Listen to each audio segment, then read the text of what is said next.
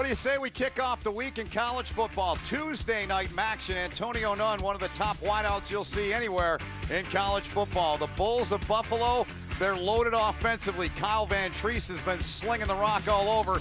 And in the backfield, Jarrett Patterson, he is one of the top running backs in all of college football, along with his running mate Kevin Marks, as the Bulls of Buffalo invade Deutsch Perry Stadium here in Northwest Ohio. We're about 25 miles south of Toledo. It's Tuesday night action. 2-0 Buffalo, 0-2 Bowling Green, looking for their first win of the season.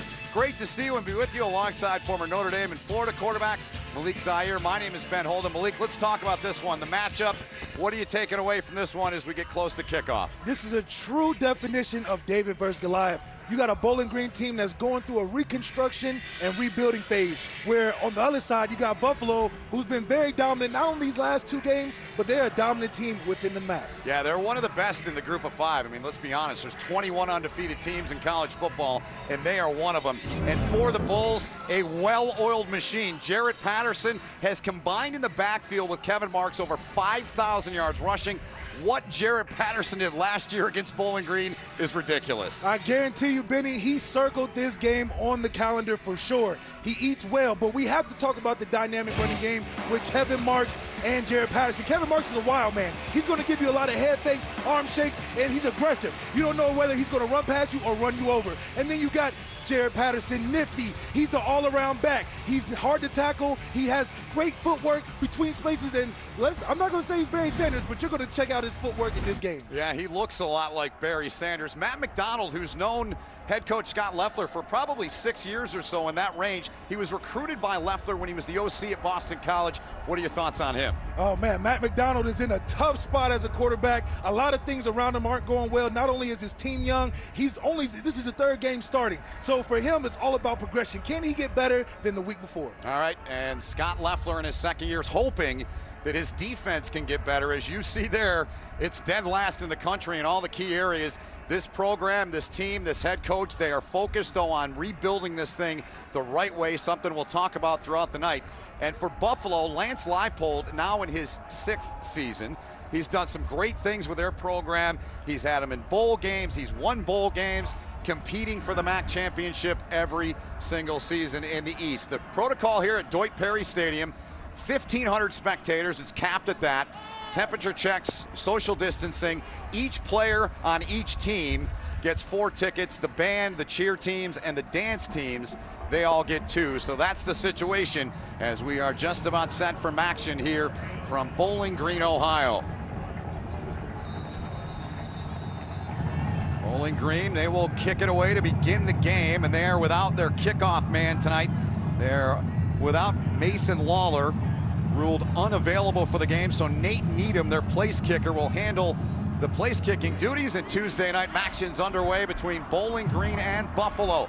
Fielded by Kevin Marks on the return, and Marks gets it out over the 25, and the Falcons all over the return man Marks there. And that's something we'll watch tonight, Malik, is certainly the body language and the energy of Bowling Green. Kyle Van Treese, that's what he did last week against Miami. What have you seen from him on tape? Kyle Van Treese exploded. What I love about him is his ability to throw versus the one-on-one coverage when the run game is being super effective. They got Trevor Wilson out there, Antonio Nunn going on those one-on-one deep shots, and he's been able to complete them. I love his command of the offense. And look, 350 yards and 4 touchdowns. Man, he's really expanding this whole Buffalo offense. Well, when they met last year, he was 10 for 14 for 131, but the story, as we showed you, of that game was Jarrett Patterson, almost 300 yards, and Patterson lined up behind him, and they feed Jarrett Patterson right off the get-go, and Patterson able to pick up about 3 on the run there for the Bulls. Product of the state of Maryland. The stop was made by Jerry Roberts. The starters off the bottom of the screen as Buffalo goes fast here. Buffalo definitely gives the change of pace by using this fast style of offense. Defenses have to line up quick, and usually when defenses line up quick, they're going to base calls, things that they can get right away. So on 2nd and 7, they seem to go fast, but slowed it down. Patterson left side with it, cuts back inside. There's that shifty and nifty right there you see from Patterson. You talked about it's a first down for Buffalo. And we'll see the starters for Bowling Green on the bottom of your screen. And who's the highlight guy we should watch tonight for them, Malik? I really like Roland Walder, just because his ability to play off that edge and give this defense a chance to keep the containment of this running game that's going to be very effective tonight. He's a transfer from Kentucky, 11 tackles in 2 games so far for Walder. So a fresh set of downs here for the Bulls. Patterson remains the back.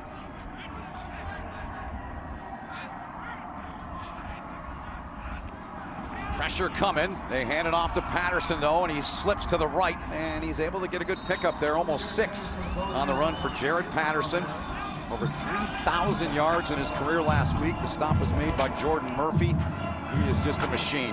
What I really love about Jarrett Patterson is his ability to hide behind that tough offensive line, and it makes hard for the defensive linemen, not only linemen, but the linebackers, to find those gaps that he's in. And once he gets in there, he has such quick feet to make you miss in its short space. I mean, this guy is unbelievably talented, and it's going to be a long day for Buffalo if they don't find an answer for him. Product of Glendale, Maryland. He came into this one 81 yards from 3rd all-time in Buffalo history in rushing yardage, 118 from 2nd. That is caught by Antonio Nunn. It'll be a first down for Buffalo as a fastball delivered there from Van Treese. Van Treese making it look easy, just a nice pitch and catch. The corner's playing far off because they're threatened by Antonio's speed and his ball-making ability. The way he high points the football in the air is very dangerous, so they're not going to press up on him like they usually would. They can live with a 5-yard completion as long as they make the tackle and they continue to drive. He is a senior out of Tampa, Florida, came in averaging close to 22 yards a catch. Over 100 in both games for him. Back to the air, Van Treese. Open target right on cue. It's Nunn. Antonio Nunn inside of the 30. Broke a tackle, and Nunn is down close to the 20-yard line. First down as Cedric Mitchell made the tackle. This is nice and easy by Van Treese. It's a rhythm throw. This is what their offense does very well in the pass game. They run a lot of spot routes, a lot of curl routes, so you can get a 5-point read. He can read the whole field and find his favorite target, Antonio, for the open play. Pickup of 27. Back to the ground they go. It's Patterson. And they clog him up there. The defensive front for Bowling Green did. That is not easy to do. He is just got all the moves and can do everything, does Patterson. Colby Coleman in there, one of their leaders on the stop. Colby Coleman is going to have a hard day today, being able to communicate with everybody on the defense. And on the offensive side, it's going to be the same thing. We're missing so many coaches that play a big factor in the communication piece that goes into every football game. Bowling Green is without 5 coaches tonight, including their defensive coordinator, Brian Van Gorder. They're all in COVID protocol as Patterson busts up the middle, and Jarrett Patterson and Buffalo strike first. It didn't take him long. His 7th touchdown against Bowling Green in the last 2 meetings. Buffalo making it look easy. I really love the fact that they had these motions that come across. You see the tight end kick out, and then Jarrett does what he does best, find the hole and be explosive. He's not a guy that you're going to bring down with an arm tackle. You're going to have to put some bodies on him if you want to bring him down. But you see the completeness of this offense. They was able to throw, run, whatever they want, because this Buffalo team is something dangerous. They are complete. 17-yard touchdown run. They bring on Alex Mcnulty here to try to make it a 7-0 game. Good snap, good hold, and that one is true. So the Bulls did not take them long. 7 plays, 74 yards coming right into your living room. Took 3:24 as Jarrett Patterson and the Bulls out to a 7-0 lead.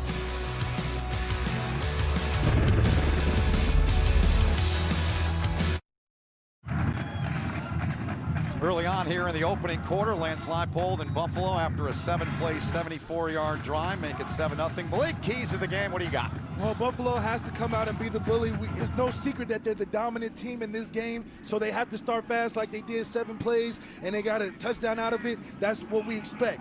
For Bowling Green, you got to throw out the numbers on this one, Benny. I don't expect them to look at the stats or the scoreboard as much. I want to see body language. I want to see how they react to these drives where Buffalo's going to put up points. I want to see how they respond on the other side on offense to see if they can put up points. So there's a lot going on with Bowling Green, but I think that with the body language is going to prove that week-to-week difference that they need to rebuild to make this team great. Yeah, and you brought that up with Scott Loeffler yesterday when we talked. He said, absolutely. He said, look, it's all about the way we play. I mean, at some point, I think we'll see Terrion Stewart, their running back in this game. He's a guy that last week, I mean, they're down 62-17, and he didn't quit. Didn't quit, and you can't. You know, you definitely can't do that before. A young guy to show that resiliency is going to be important moving on in the future. Here is Bryson Denley. He's a hybrid, can do a lot of different things, and he's a player, Malik, that is going to have to contribute for them tonight. Bryson Denley's going to have to be all over the field tonight. Special teams on the offensive side of the ball, playing some running back and in the slot. You know, a lot of these guys got both-way ability. So for them to be able to play multiple positions adds creativity to an offense that really needs some explosive plays this game. Well, there is Matt Mcdonald, the product of Mission Viejo, California. Newport Beach area. This weather's right up his alley, right?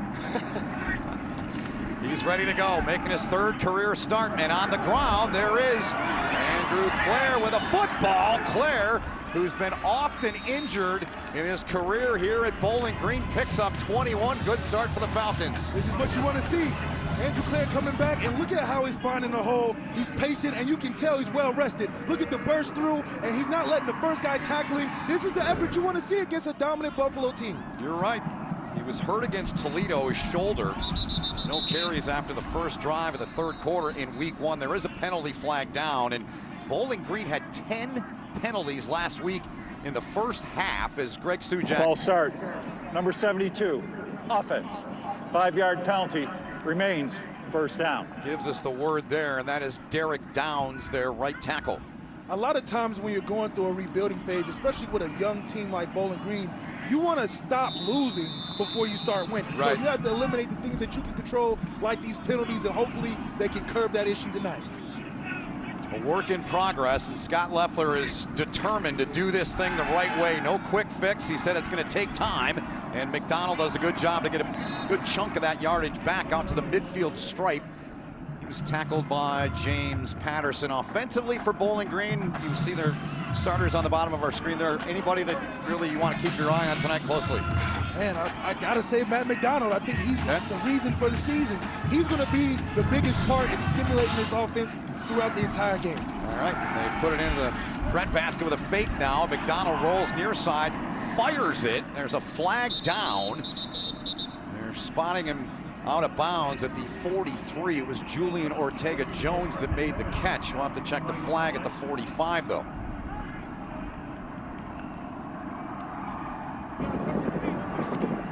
Ineligible man downfield, number 77, offense. 5-yard penalty, remains second down. So another penalty there. Second of the game already here for Bowling Green, not even 5 minutes in. Not even 5 minutes in, and this is what we're talking about, shooting yourself in the foot. I think the big man was just a little too excited on that play, getting a little far downfield, trying to finish blocks. You know, these guys are all about effort, so I'm not going to be too upset about that penalty. If I'm the coach, I just want him to continue to play hard all game. 2nd and 13. From the gun, Mcdonald. Pressure from the outside. Mcdonald stands in, fires, caught at the 45. It was reeled in there by Noah Massey, a youngster there very high on a redshirt sophomore out of Houston. Gain of 12. One thing that this Bowling Green offense was so excited about was the fact that Buffalo's not going to give you a variety of different looks. They're going to keep things simple, but they're going to play it hard. So the good thing for Bowling Green is they're going to be able to find and scheme the plays that are going to be necessary to make those first downs and continue those drives, but it's going to require them to make those plays. You know, execution is everything for Bowling Green right now, and let's see if they can continue this on this third down. They need a yard on the third down. It's Clare, a little shake and bake, and he's got it. He does look fresh. A couple of carries for him, picked up 3 to move the chains, and the Buffalo defense, you'll see that on the bottom of your screen momentarily. They've got a lot of weapons. Who are the ones that you like the most? Oh man, can you say everybody? You can. I really have a really, I think all of these guys play well together. This is one of those teams, especially on defense, where all those jerseys have no name for a reason because they all play with the same intensity and same effort. And I truthfully can't pick out one guy that I particularly like. I like the entire defense and the way they play. That is Tyrese Woods Jr., a sophomore out of Detroit, Michigan. There'll also be a media timeout. Stay 10 to him. We'll step aside and come back to Bowling Green right after this.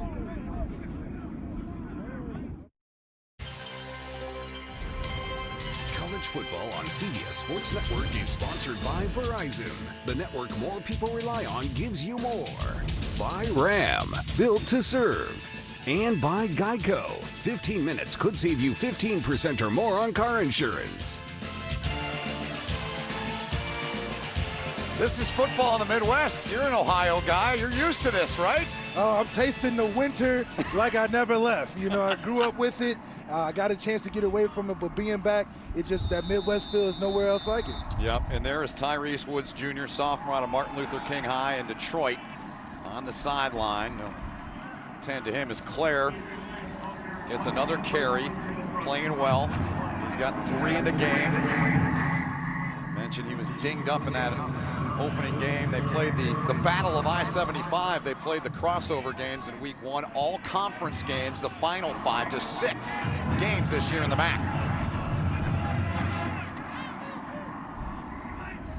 Second and 7 now. Mcdonald, fastball up high. It is caught, reeled in.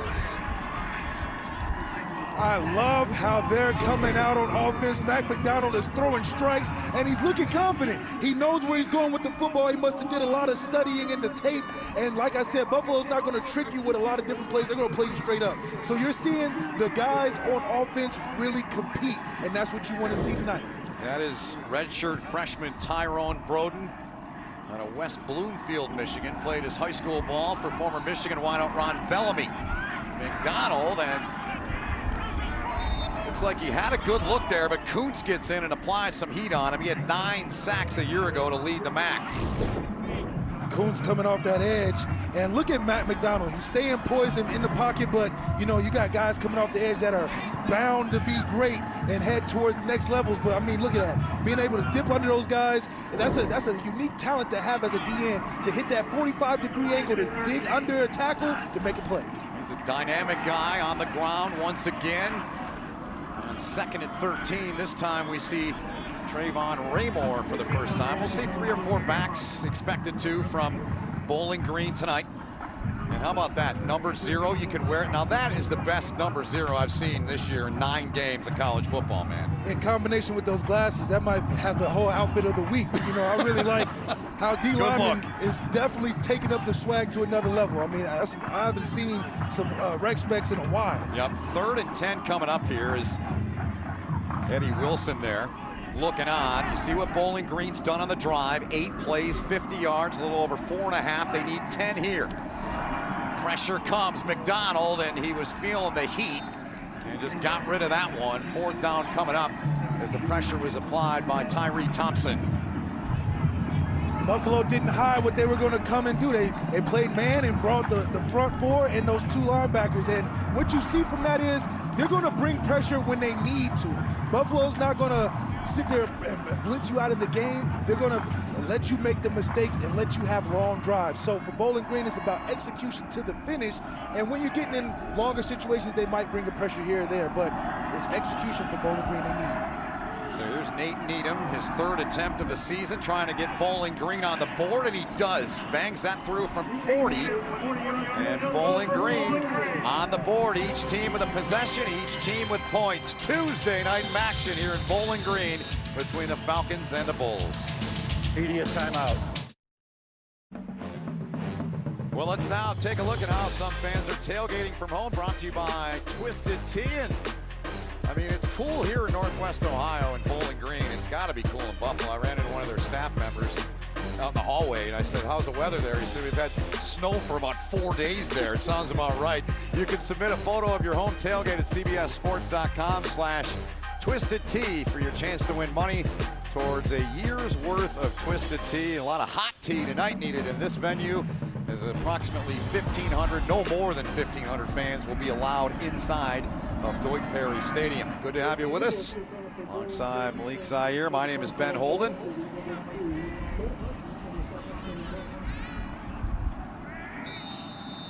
So Needham with a 40-yard field goal before the break. 10 plays, 50 yards. Took a little less than 5 minutes.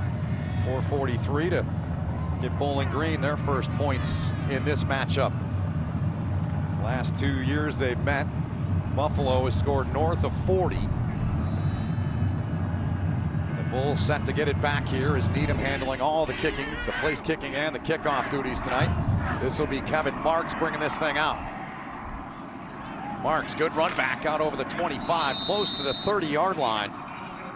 And let's take a look at the Buffalo running backs and the job they do after a 22-yard return. So last week it was more of the Kevin Marks show, and they fed it to Jarrett Patterson 20 yards. And then in the first game, offside kickers, number 8. 5-yard penalty will be added to the end of the run. 1st and 10. In that first game, it was flipped around as Patterson had the big day, but Patterson's had 20 carries in both games so far. Yeah, Patterson is the glue of this offense. So, you know, he's the workhorse. He's the one that's going to be able to get the amount of carries needed to get this offense started. Kevin Marks, he's the pop. He's that seasoning. He's the flavor that you add when you want to take up the momentum and the energy of the offense. On top of that, he's going to fall forward in everything that he does. So that's going to give him the benefit of finishing those third down runs that they need to convert. He's to the right of Kyle Van Treese. They put it into his stomach. He fights his way forward for about 3 on the run, does Kevin Marks, who last season had over 1,000 yards, 8 touchdowns. This season comes in with 141, averaging 6.4 per carry.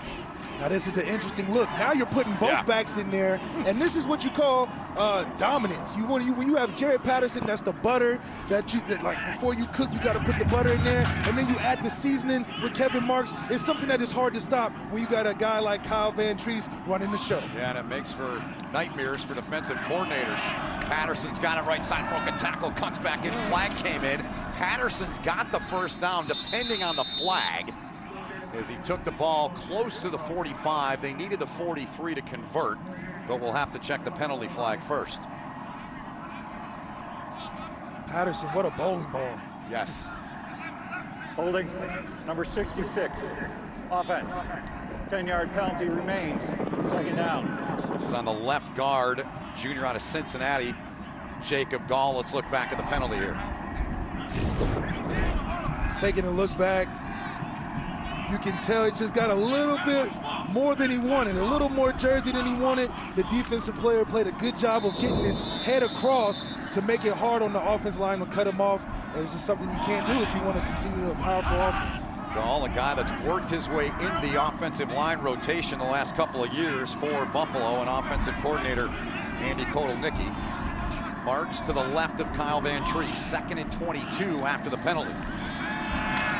Treese taking a shot, flings it far sideline and out of bounds, and unable to connect there with his main man, Antonio Nunn. He was covered by Caleb Biggers. One thing I learned from Coach Brian Kelly is don't ice the puck. If you got a guy like Antonio Nunn, just throw it up. Just throw it up and give him a chance. He's really good at high pointing the football, making plays in the air. The last thing you want to do is throw it to the cheerleaders instead of giving your guy a chance to make a play. Andy Kotelnicki there in the gray sweatshirt inside of the Buffalo coach's box. So 3rd and 22. Buffalo converting at just a skosh under 41% on 3rd down this season.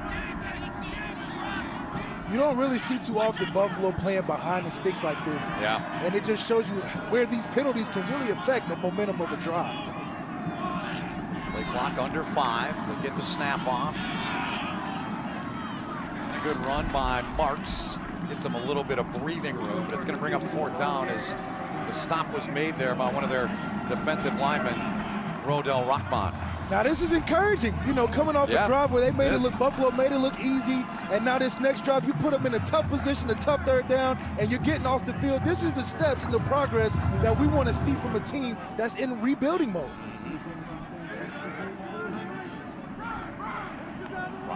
Jake Rogers standing back at his 25, awaiting the punt here from Evan Finnegan.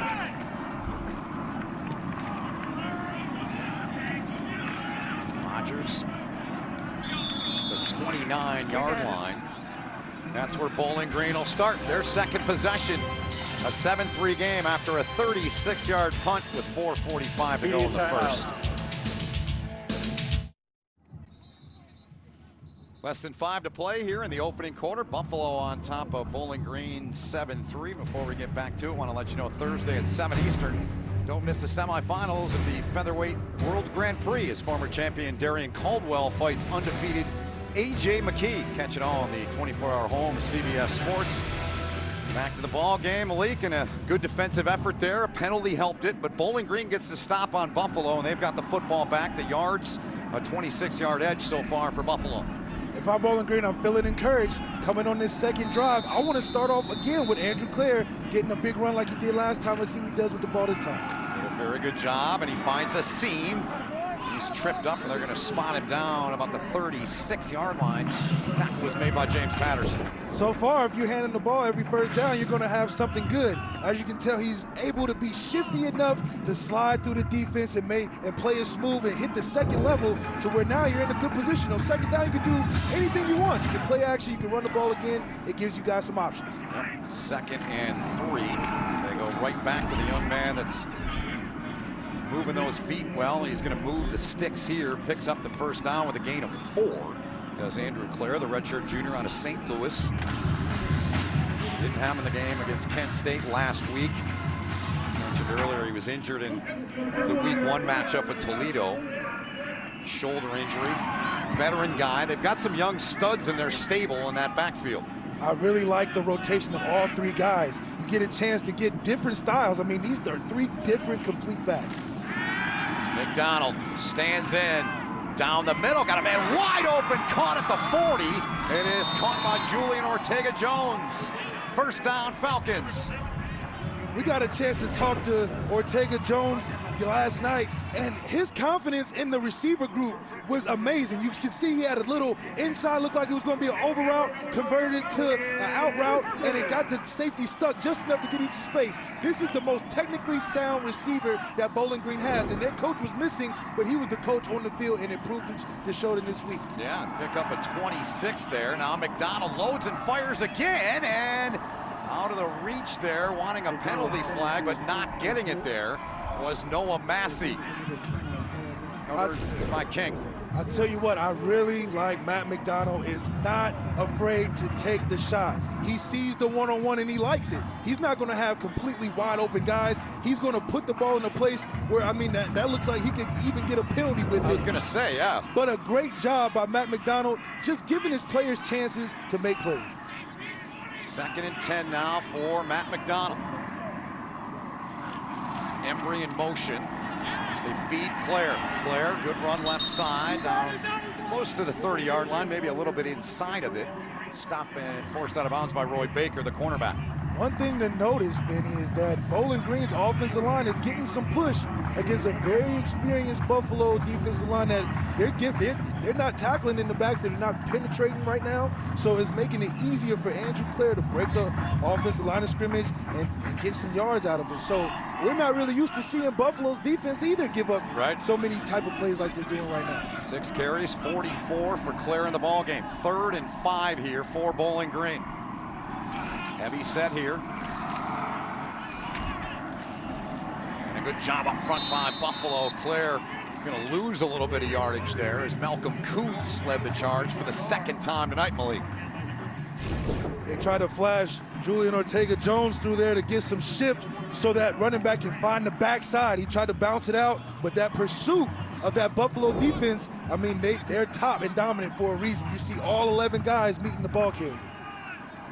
It's a group that scored 3 defensive touchdowns in their opener. 4th and 4. Scott Loeffler says, let's go for it, boys. Mcdonald stands in, fires. It is caught. And a good decision by Loeffler, an offensive coordinator.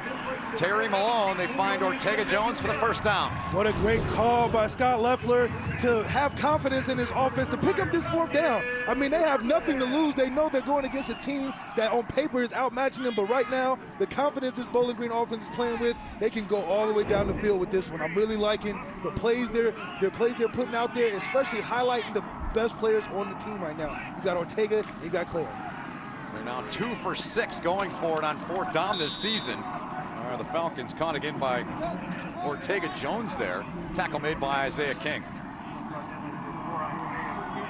Both teams are moving with some speed on offense. They're not allowing the other team or the defense on the other side to get set too much. They're kind of mush rush. They're putting everybody up at the line of scrimmage, and just you want to move faster for a team that doesn't play necessarily well using the whole play clock. So it's good for them to be moving at a fast enough pace to get some momentum swinging against a really good defense. Good balance so far. 8 plays, 4 runs, 4 throws. They're going to go back to the ground here, and it's Raymore with the football to the near sideline. A host of white shirts there. Tim Terry involved in the tackle, leading the charge. 3rd down coming up here. We've already seen Bowling Green go for it on this drive.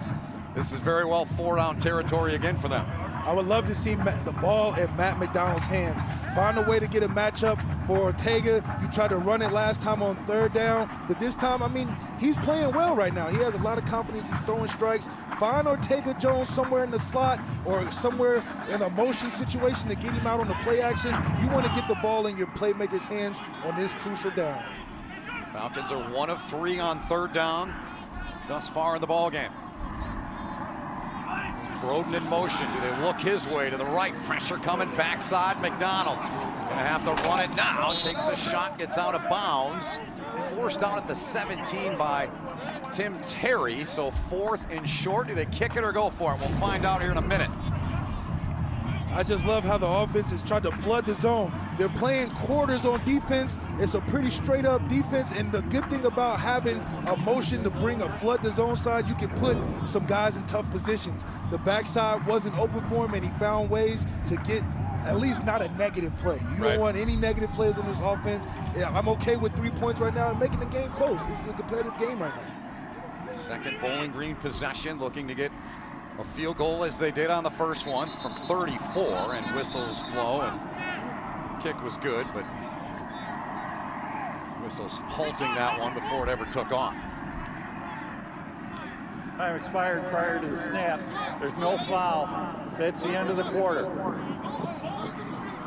So there you have it from Greg Sujak, our referee. We played 1 quarter here in Bowling Green, Ohio. Jarrett Patterson, the only touchdown of the game for Buffalo.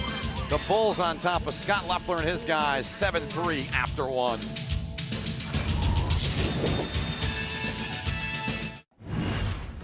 Malik, take a look at what Matt McDonald's done through 1 quarter. Your thoughts? The one word I can say about Matt McDonald so far is decisive. When you're decisive, you can throw strikes like this. He's been following the game plan to a T, finding his action reaction, his first read, his second read, and he's 5 for 7 for 58 yards. That tells you right there how decisive he's been playing, and he has to keep this up all game. So late in the first quarter, Bowling Green had gone for it on a 4th down. It was much longer than what they need now. They need 2.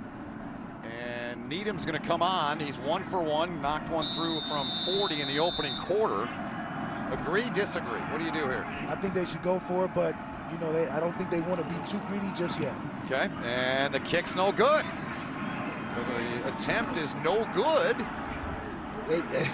They should have went for it. They went for a longer one on the same drive, but for them to not be totally bought into this drive, it just takes away from the momentum that they had coming down the field. I mean, they drove all the way from the opposite end of the field to get in good position that at this point, with Matt McDonald playing the way he is and Andrew Clare making some explosive runs, why not go for it? You have playing a dominant team in Buffalo that is not going to give you any breaks. So you want to take advantage as much as you can. That kick was into the wind for Nate Needham. So Kyle Van Treese in Buffalo, they come on for their 3rd possession of the game. 86 yards they put together. Had a penalty that threw a wrench into their 2nd possession. Here they go to work from the 20-yard line.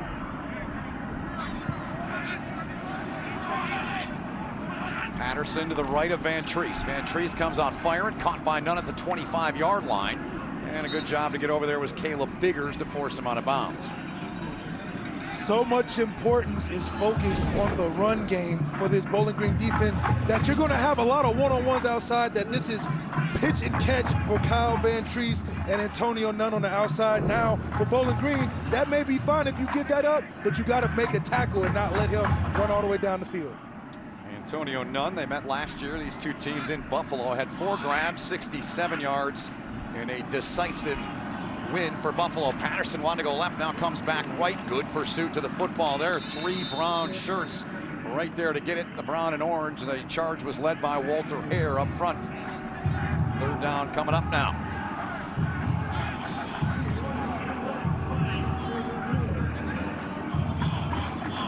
Want to see a little more action from Kyle Vantrease.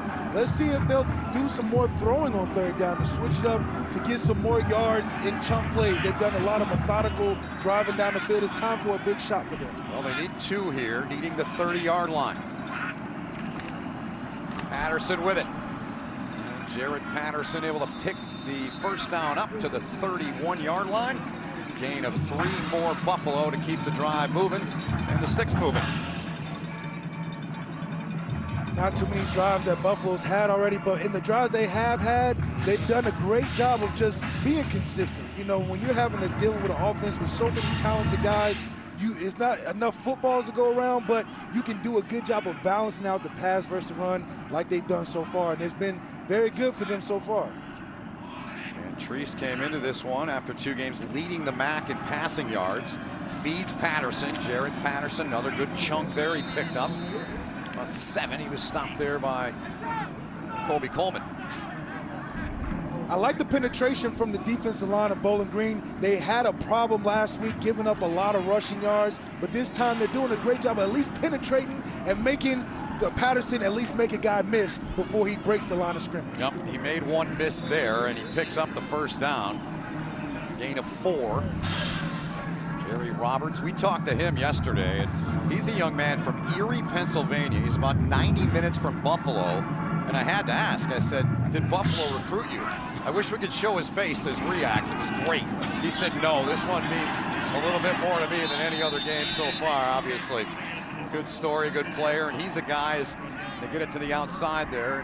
Antonio Nunn with it. Roberts said, I'll let you tell the story. Remember what he told us about his pregame routine? Oh, yeah, his pregame routine. He's definitely a big fan of Ray Lewis. He's going to take everything from the dances to the motivational speeches to the energy that it brings to a defense, and it's showing tonight. These guys are playing with a lot more effort. They're not trying to let Buffalo just take them completely out the game early, and they're making plays. They're making tackles, not allowing guys to just be arm tackles. They're putting bodies on guys, and he's really stepping up to the plate in this game. He has so far. 1st down here, Vantrease comes out throwing. That one's short. His intended target, the product of Windsor, Ontario, Dominic Johnson, 6'5", 220-pound senior, was a quarterback when he first joined their program behind Tyrese Jackson, who was a really good one, did Dominic Johnson.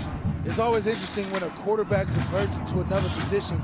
We are pretty versatile from being able to have the knowledge of a different skill positions, but at the same time, it's hard to give up throwing the football when you're touching it all the time. We being quarterbacks, you mean, right? Yeah, well, of course. You're in that group. I'm definitely in that group. Here's Kevin Marks now. There's the speed. Marks with a burst. Still got it up the sideline inside of the 30.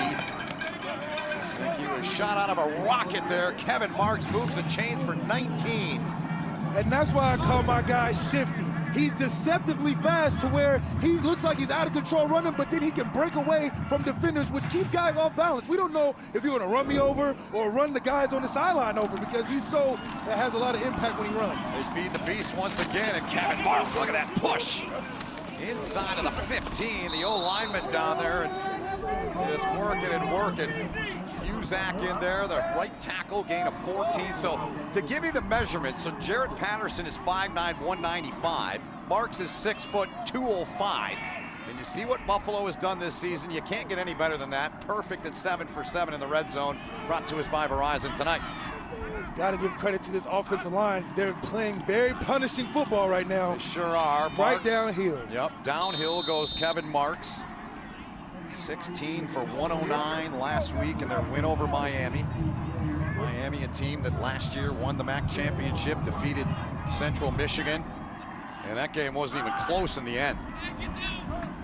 Buffalo ran away with it. I don't think there's too much indecision here. I'm giving it to Kevin Marks right up the middle. Yep.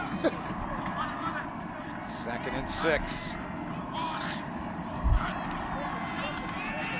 They give it to Marks, right side. Kevin Marks takes on the defender, and he's forced out of bounds by the safety back there, Jordan Anderson. Third down coming up. Now you're talking about an explosive offense, and Kevin Marks makes this offense explosive.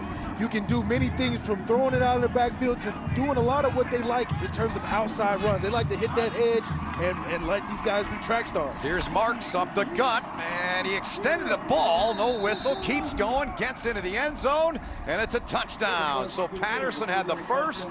They do it again on the ground, and this time it's Kevin Marks taking it in to make it 13-3 Buffalo.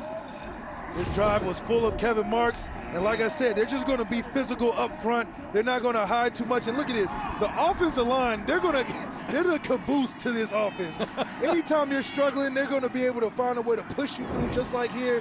And that's just the explosiveness of this offense. Not only are the offensive linemen engaged, the running backs and the quarterback included.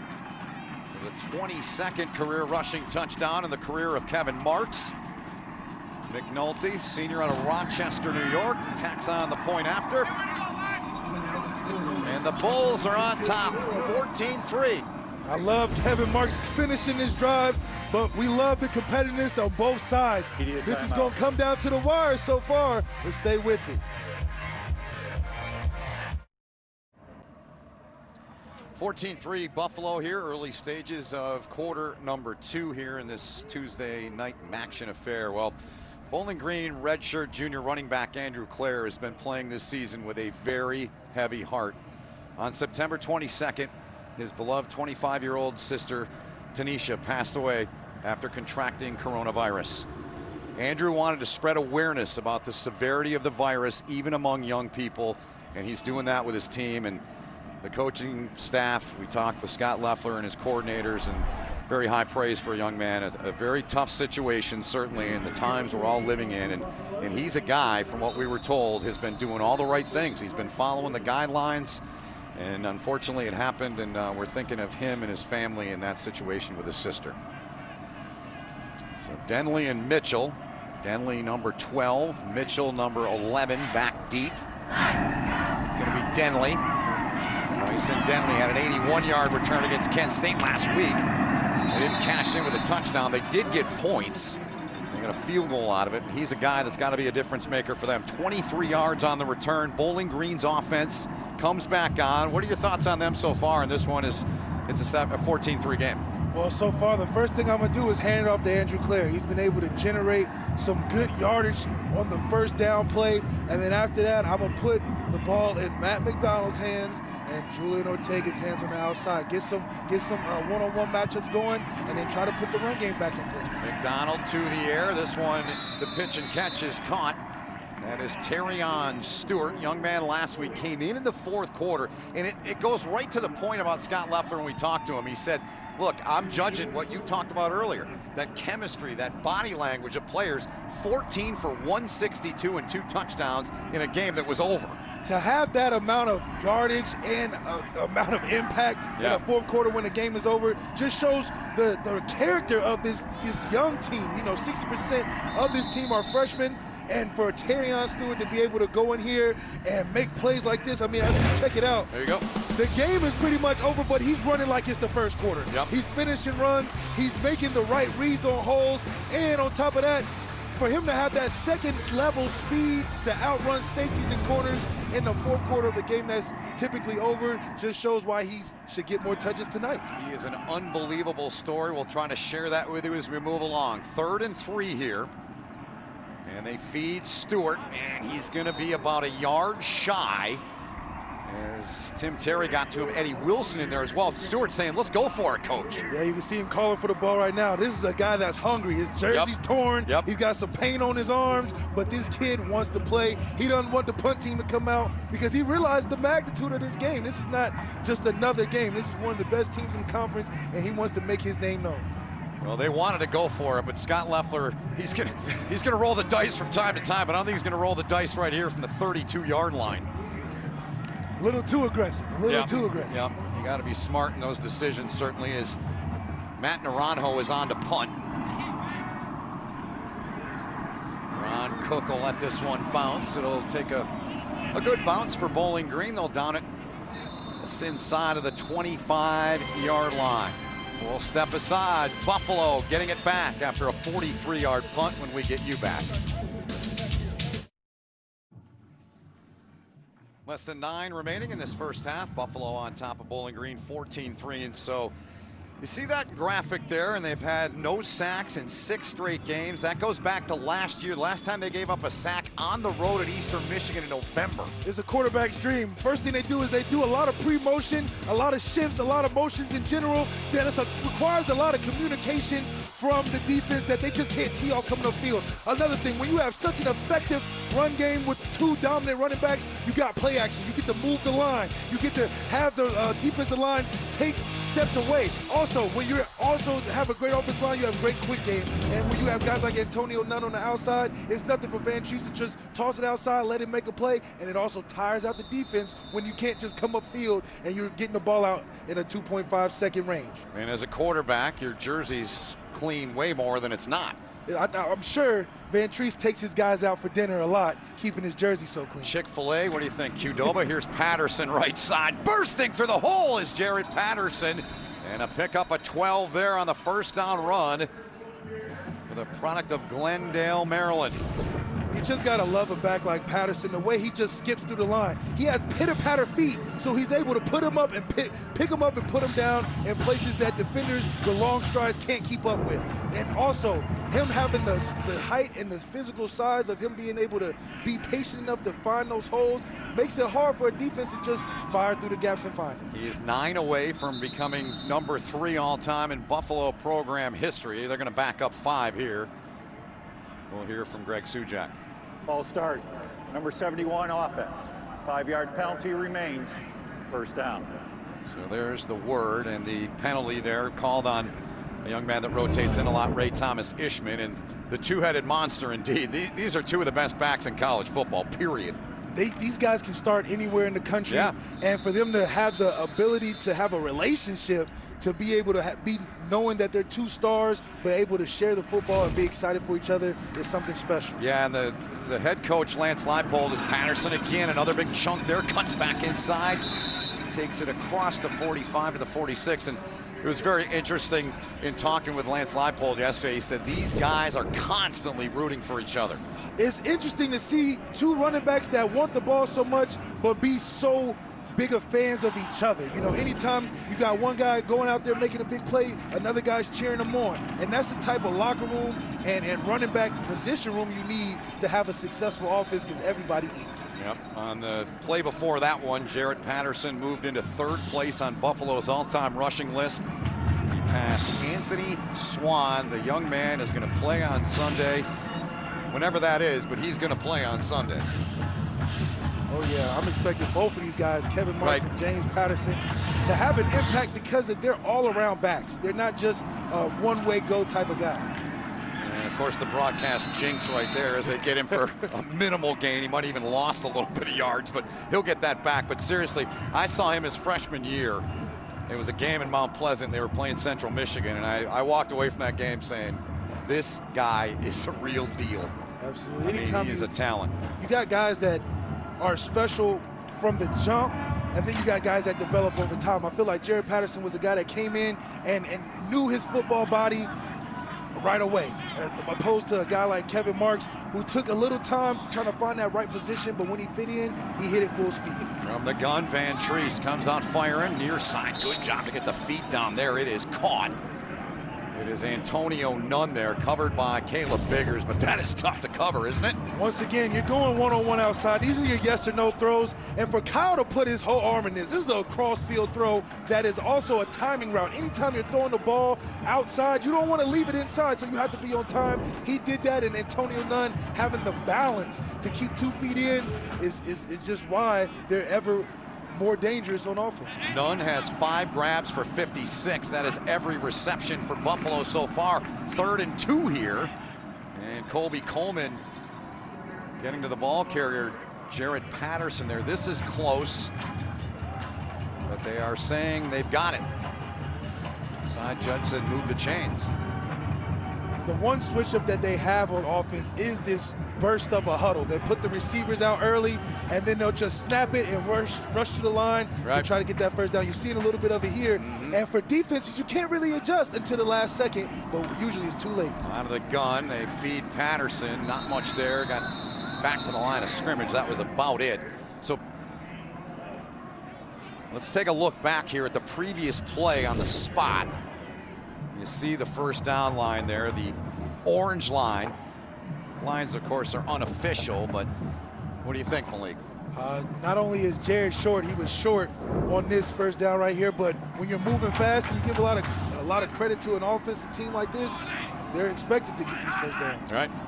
Kevin Marks in the game, spelling Patterson here, coming up on 5 to play in the half. They've done it with Patterson running it 6 times, thrown 1 ball to Antonio Nunn.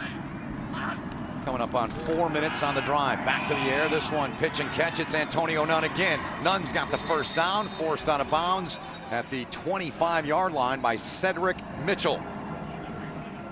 The reason why you're seeing a lot of one-on-one matchups where it's looking like he's so wide open is because the Buffalo offense has done a great job of using 2 tight end sets. You're condensing the whole formation of the offense, which is giving run looks to defenses, and which requires the outside guys to be one-on-one, and you got Van Treese as being accurate and on point and hitting these easy routes on the outside. Marks remains in the game, number 5 there, the running back, as they look to the sidelines. Makes it a little easier when you have 2 tight ends to just go straight to a run and force those one-on-ones on the outside. One of those tight ends is 6'6", and Zach Lefebvre. Penalty flag is down. The other one is Jake Molinich, 6 foot 255. They call him their hammerhead. Here's Sujak with a word. Soon.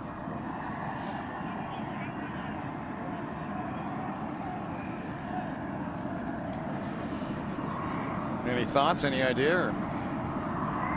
I think they're just huddling up to get a little warm before the call. They might be.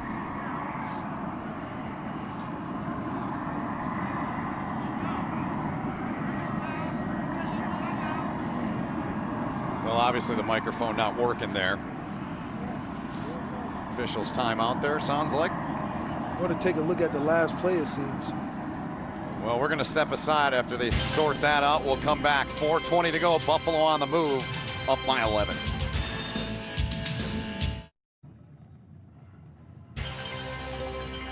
College football on CBS Sports Network is sponsored by Muscle Milk. With 0 sugar and 25 grams of protein, Muscle Milk helps build muscles.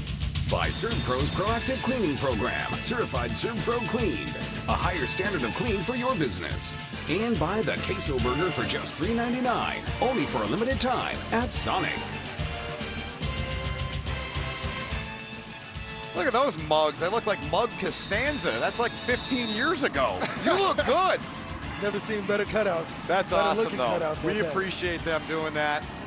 Jason Knable, the Sports Information Department. So 1st down and 10 here for Buffalo. They're on top 14-3. This is Kevin Marks. Marks with a burst up the sideline, puts his head down and runs right over and through Jerry Roberts. A gain of 11 to move the chains. The one thing offensive coordinator Kolnecki mentioned was that you got to give the ball to your players, you know, and they do everything to do that. They give the ball to Jarrett, they give the ball to Kevin, and then when you get enough of those, then you're going to get hit with Antonio Nunn, and you can see how the balance grows for an offense that truly can do anything that they want from a passing or rushing standpoint, especially when you have a solid offensive line in the front. Yeah, we didn't even mention Zach Lefebvre, their tight end, right? I mean, seriously, right? I mean, they got Trevor Wilson's a good youngster. They're 8 for 8 in the red zone, 2 for 2 tonight. As they're in there now, there is a penalty flag. Looks like a false start.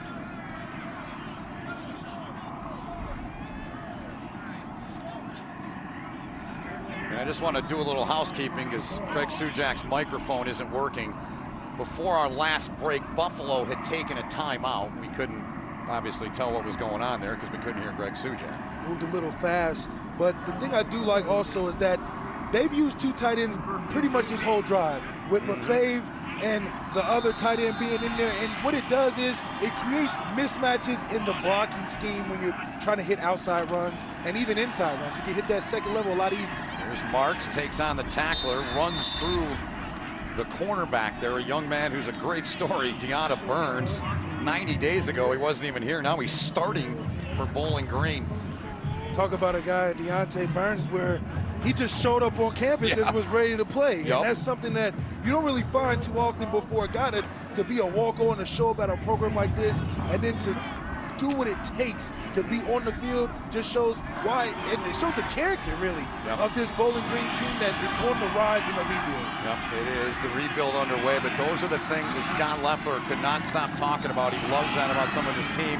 Here's Marks, cuts inside, broke a tackle at the 10, and he'll be finished off by Coleman. Colby Coleman came in there, number 55, to finish him off. Third down coming up for Buffalo. We mentioned in the open, you got your guy Shifty, who's deceptively fast, and he can run you over. He's going to give you the wild man head shakes and arm fakes, but the thing I like about him most is that he's going to fall forward unless you bring 3 or 4 guys to rally and make a tackle. So 3rd and 5 facing Loeffler's defense. 3 of 4 on 3rd down conversions are Buffalo. Clock moving, 2:15 and counting to play in the half. They tighten down the bunkers on this one. We'll see. 12th play of the drive. Play clock down to 2. We're going to have to snap this thing now, and they get it away. And Tyrese puts it into the breadbasket of Marks, and Marks is going to be a little bit shy. If that spot I saw initially stands, they go for this. I mean, they don't even need a yard. You got the whole offense saying, let's go for it, especially Kevin Marks. If I got Kevin Marks saying I should go for it, I definitely would listen to him. And they're probably going to go to him again, right back to back. 6th year running this Buffalo program for Lance Leipold, the native of Jefferson, Wisconsin. His team here. Look at that time of possession. 7 minutes of just punishing the other side of the football. 4th and a yard. And whistles halting play and a timeout. Bowling Green will take one with him. 1:23 left in the half. 4th and 1 coming up for Buffalo when we come back.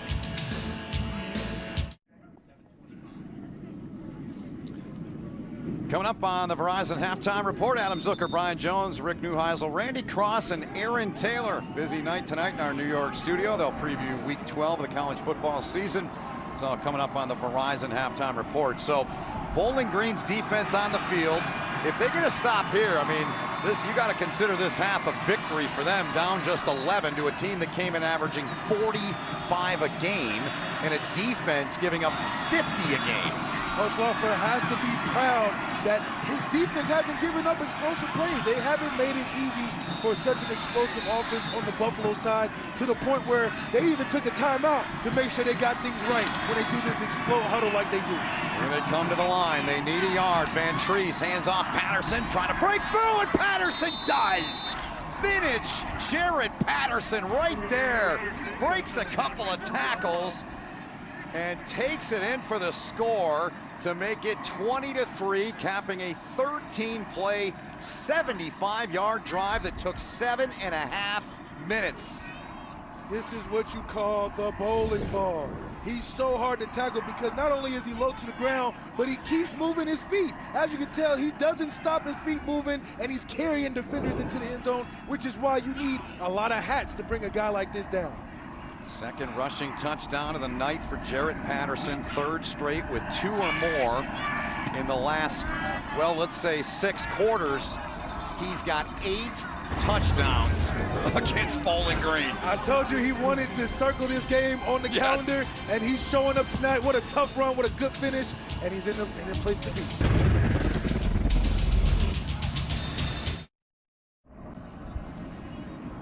17 carries, 96 yards, and 2 touchdowns for Jarrett Patterson. When they met last year, he had 272 at the half rushing yards, and he is now sitting at 39 rushing touchdowns, a school record at Buffalo. And Kevin Marks on the left, Jarrett Patterson on the right. Patterson with 2 touchdowns. Marks has the other one tonight.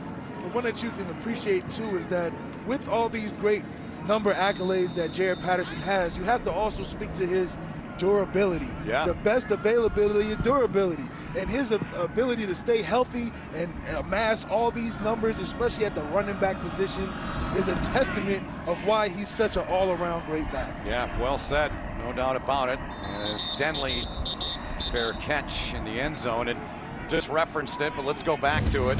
Your Bowling Green fans aren't going to like this, but Jarrett Patterson, 26 carries, a school record 298, a MAC record 6 touchdowns. I mean, that's like old school Tecmo Bowl, man. I'll tell you what, I can't even do that on a video game, but for him to do it in real life, I mean, he was running wild, and clearly the Bowling Green defense saw that film from last year and won't let that happen so far in this game. Yep, 21-3, so Matt Mcdonald in the Bowling Green offense here. They've got a couple of timeouts left, each team with 2. And a minute 18 to play in the half. They're down 18 from the gun.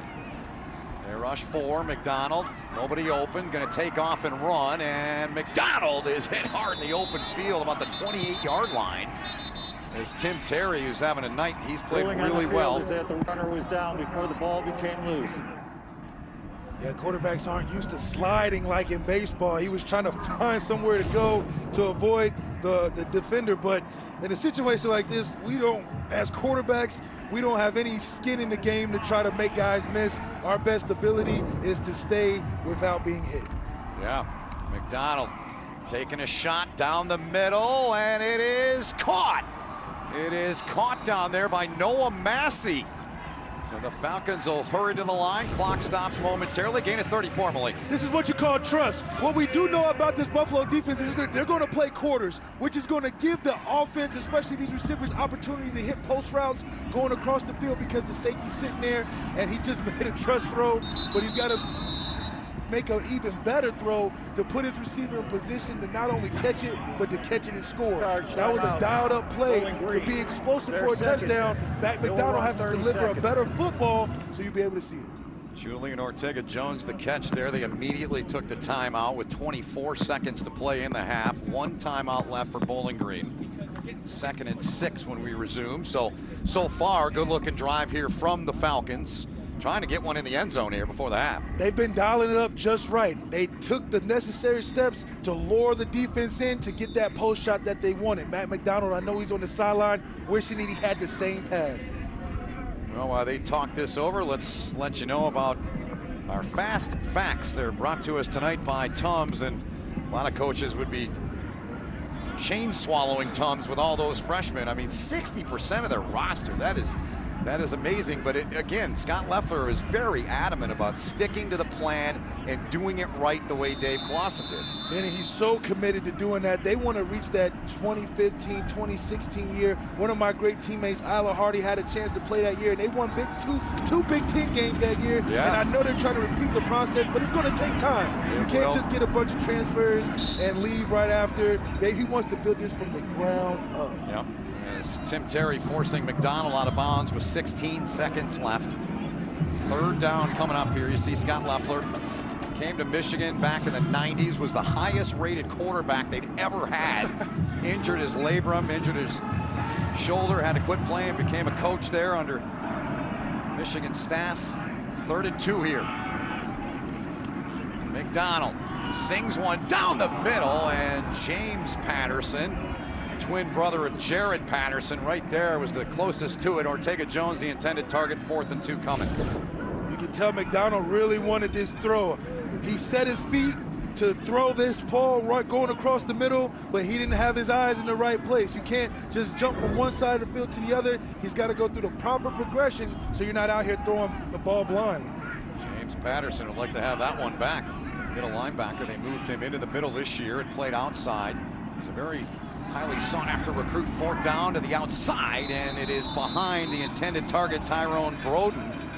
So a turnover on downs with 8 seconds remaining, and you would figure Buffalo is just going to come out and take a knee here to end the half.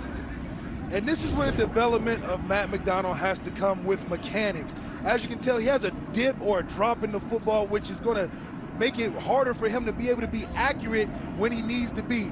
He almost dropped it to his shoelaces on it. It took too much momentum to put the ball in the place he wanted to be, and he needs those type of completions because they could have got out of this half with 3 additional points with that completion. Yep. And there's Buffalo taking the knee to end the half. Bowling Green will receive the kickoff to begin the second half. We played 2 quarters here on this Tuesday night installment of Maction here on CBS Sports Network. It's 21-3 Buffalo on top of Bowling Green. Coming up after the break, Adam Zucker, Brian Jones, Rick Neuheisel, Randy Cross, Aaron Taylor. They're standing by in our New York studio, the Verizon Halftime Report. You're watching college football on CBS Sports Network.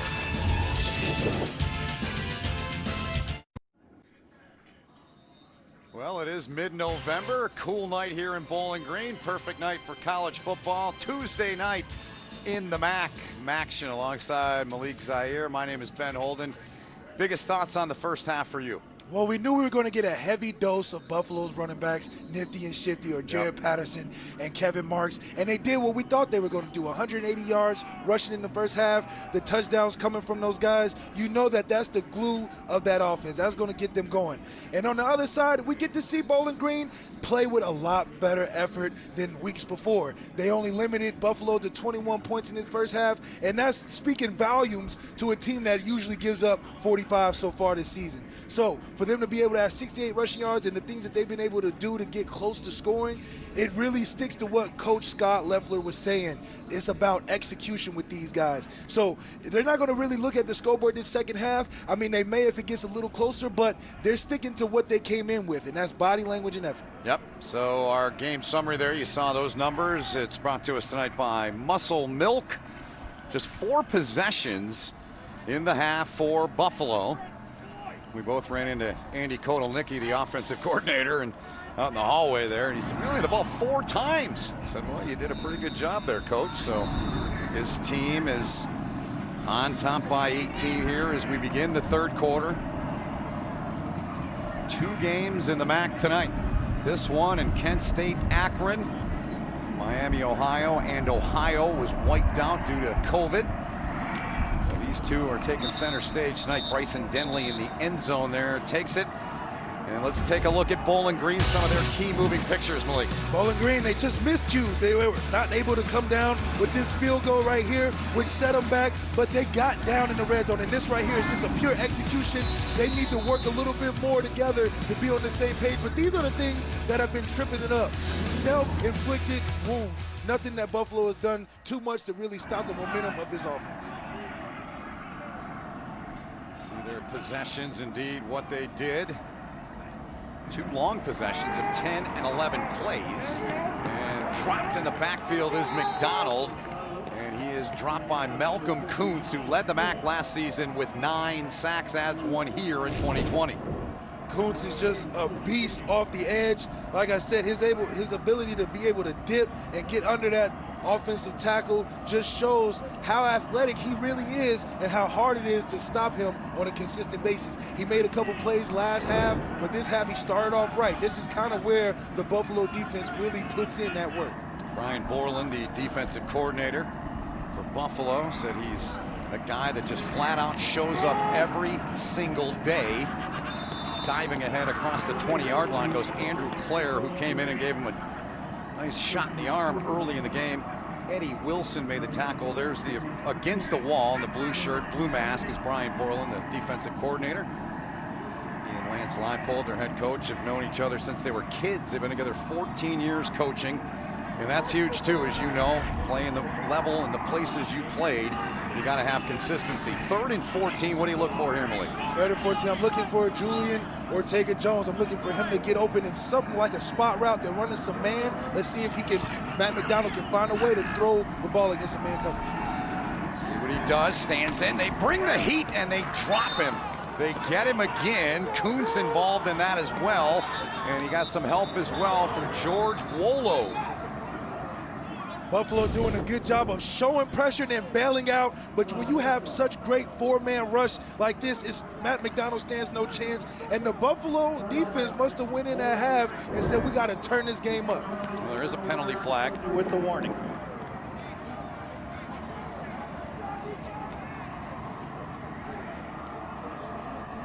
Please set the game clock to 13:30. Flag was picked up, I'm told. 4th and 23 here. And Arano's on to punt basically from his own end zone here. Buffalo comes out sharp here in the 3rd quarter. Buffalo came out as the bully and put this offense in a tough position. I mean, they're backed up, not a lot of places to go, and hopefully they're trying to block this kick.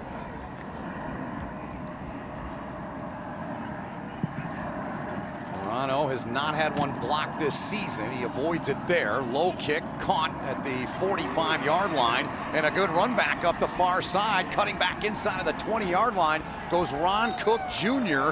So he does his job on special teams, setting the Bulls up with a very short field after a return of 23. One thing that Coach Scott Loeffler mentioned was that on special teams, they have to be able to flip the field. Yeah. If you're not kicking it past the 50 and they're returning it on your own 40, you're putting this Buffalo offense in a position that you don't want them in, making it easy for them to just run in the end zone.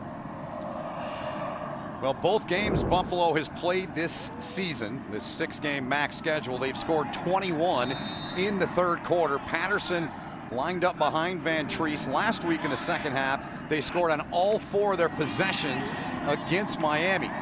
Patterson does a good job to pick up 2, maybe 3 there. Stopped by Darren Anders and slow to get up there. Looks like Jerry Roberts. It is Roberts, and yeah, he took a shot below the belt. Red Zone brought to you tonight by Verizon. Defense.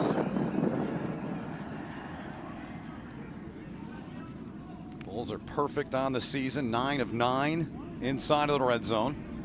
Talked about Roberts in the first half and how important this game was to him. Not recruited at all by Buffalo from Erie, PA, about 90 miles away. And we're going to get a look and see exactly what happened to Roberts. See, he just gets hit below the belt, and sometimes those are the worst hits. Ouch. You fall wrong, you just need a couple of minutes to shake it off. You know, it's one of those things where you definitely will bounce back, but you'll feel it when you feel it, that's for sure. Mm-hmm. So he comes off at least for a play here after a 2-yard pickup by Jarrett Patterson. The Bowling Green defense has done a great job of penetrating on first down, making the play calls to second and longer a little more challenging for this offense. Patterson nearly 100 in the first half on the ground.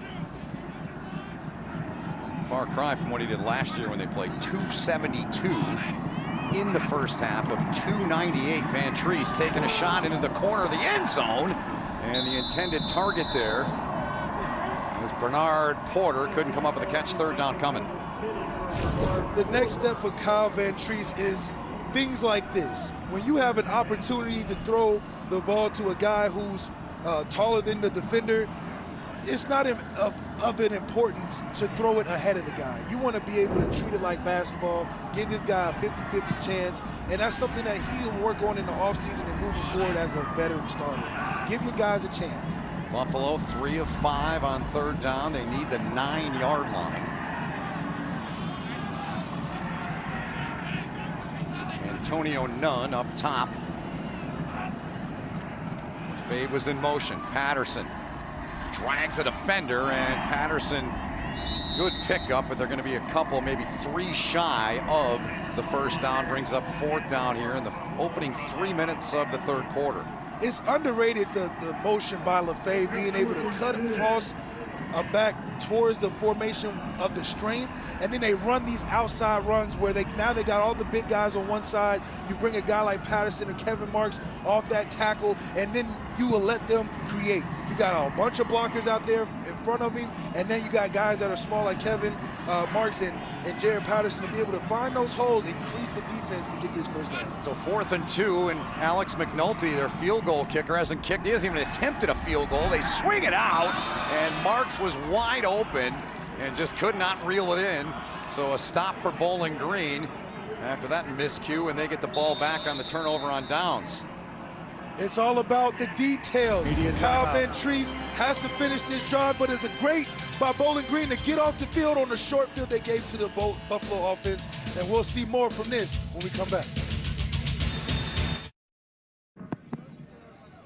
Remains an 18-point lead for Buffalo. They're 2-0. Bowling Green in search of their first win here in 2020. And not many things have gone wrong for Buffalo this season, now in game 3, but that's the first red zone drive they did not get a touchdown on. I know Coach Lipo is not happy with how they finished that drive. They started with the football on their side of the 40 where they could have made an impact. They got a quick score. They didn't come up with points like they wanted, and that's not what you want. So here's Terrion Stewart. Wolo had a hold of him. And a good run by Stewart. So If you're just joining us, Terrion Stewart, product of Sandusky, Ohio, the same high school that produced one Orlando Pace. They're known as the Blue Streaks after the, of course, the roller coaster at Cedar Point. But he came in and put up 162. It was the most rushing yards by a true freshman since 2007 here at Bowling Green, when Willie Geeter ran for 203 against Kent State. Same team Stewart did it against. Picked up 6 on first down. Mcdonald avoids the pressure, throws on the run, catch is made, and a good play. It's caught by Quentin Morris, their tight end, who's among the best tight ends in the country, again at 24.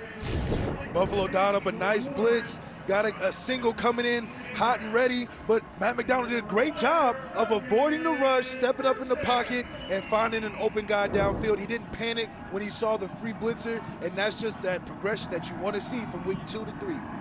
Now 27 straight games that Quentin Morris has had a catch in. Play action look. Mcdonald again finds Morris. Second straight catch for him.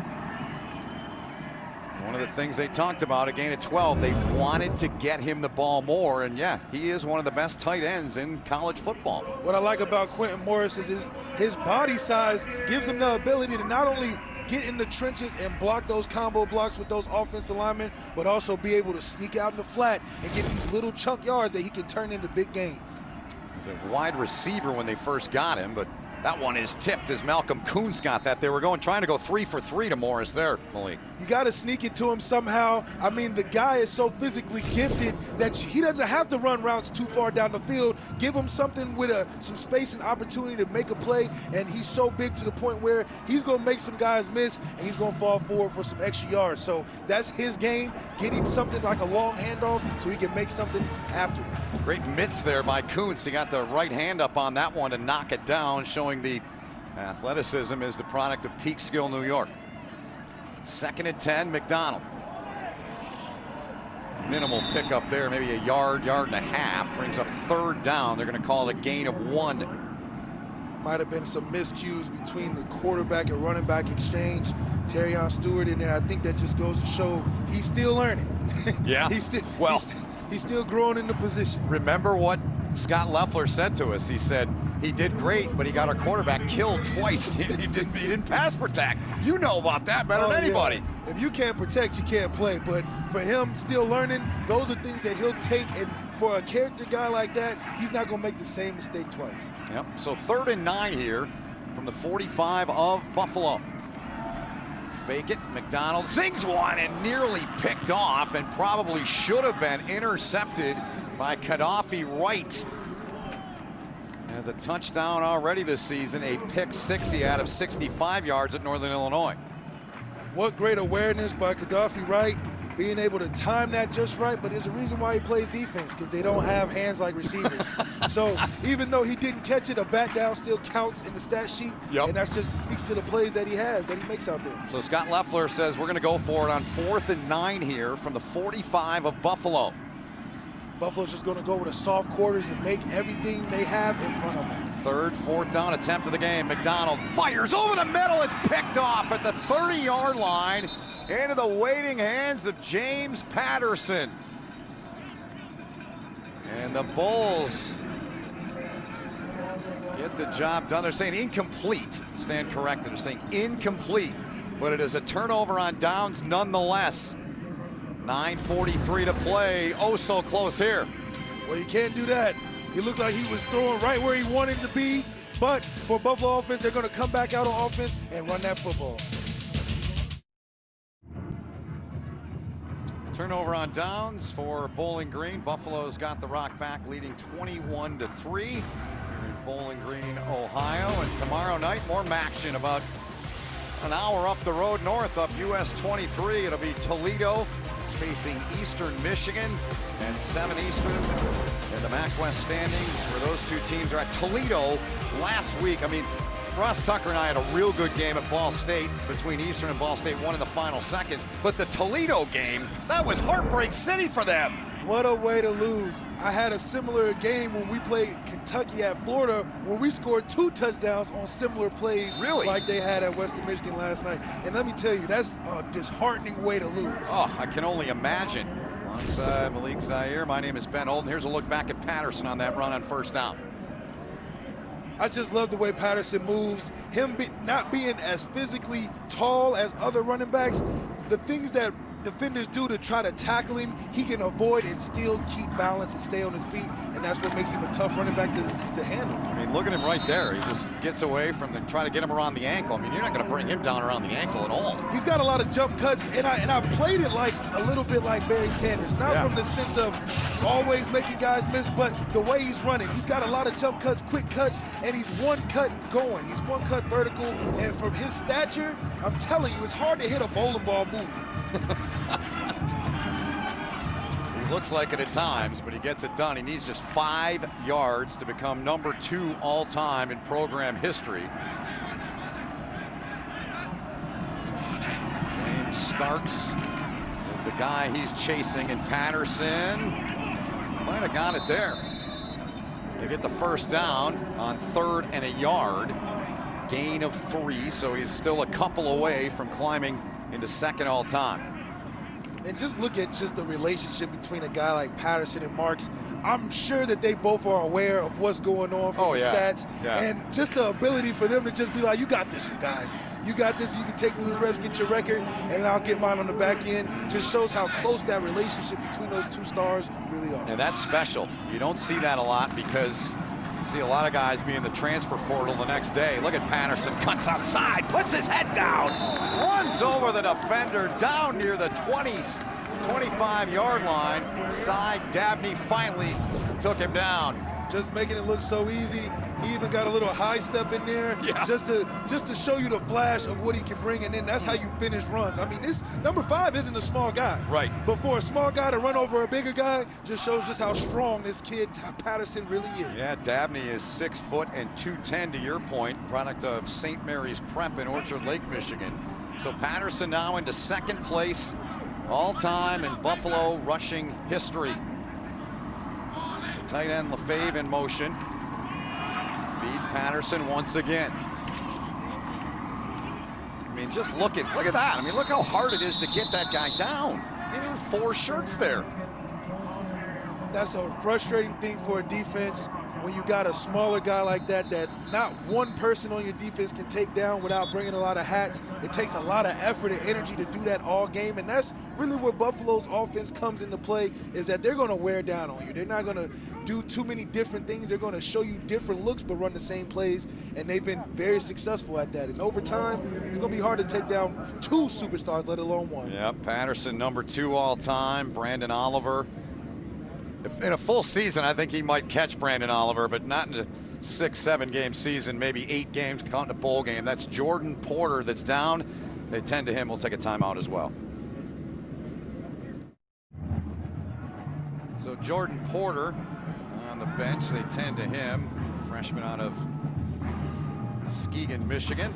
And while we got a chance here, let's take a look at the AP poll powered by Ram Trucks. Both your teams are on fire. This is the best I've ever seen an AP top 10 look like. You got 2 powerhouse schools in Notre Dame and Florida doing their thing. Hopefully they can finish the season strong and see each other in the end.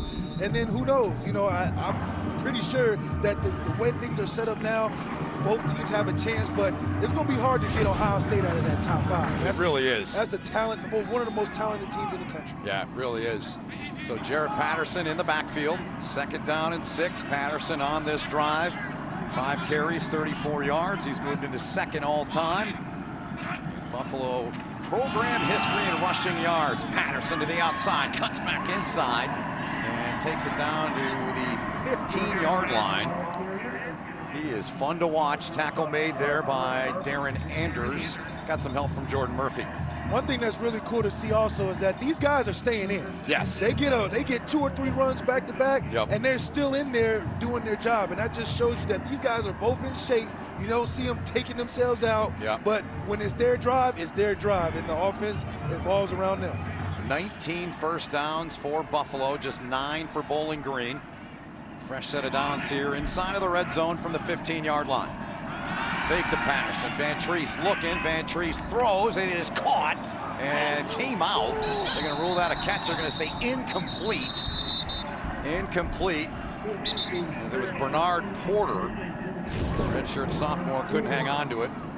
Good accuracy by Kyle Vantrease while facing pressure, taking a shot, and still giving his receivers a chance to play big body, box him out, and he's got to come down and finish that catch. But that's good finish by the defense. They were there and they finished the play. They just wasn't there. They also had a play on the ball. And on the coverage there was a young man we talked about a lot in the first half. Product of Columbia, Maryland, Deanna Burns.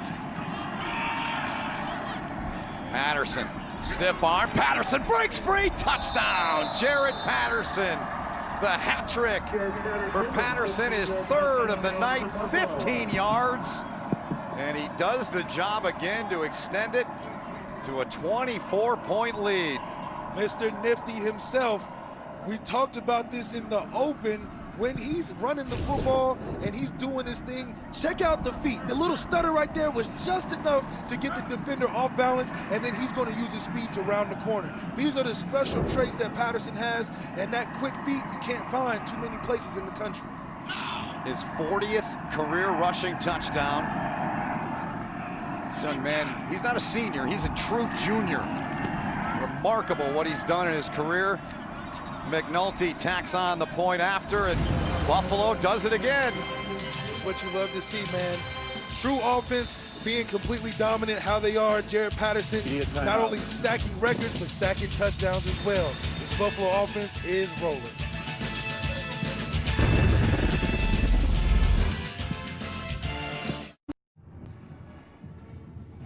Willie Nelson in the house tonight here in Bowling Green with 6 to play in the third. And Sunday on CBS, full slate of NFL games is highlighted by 2 of the NFL's best rushing attacks going toe-to-toe when Derrick Henry and the Titans take on Lamar Jackson and the Ravens. It all begins with the NFL today at noon Eastern Sunday on CBS, and Derrick Henry's just a monster.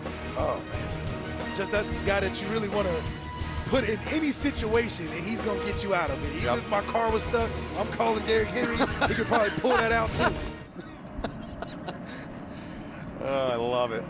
That is Malik Zaire. My name is Ben Holden. All of our crew, Kamani Morales, John Coleman, our director, Kamani, our producer tonight. Great to be working with those guys. It's been a while for me, and hope you're enjoying the broadcast. It is a 28-3 Buffalo lead.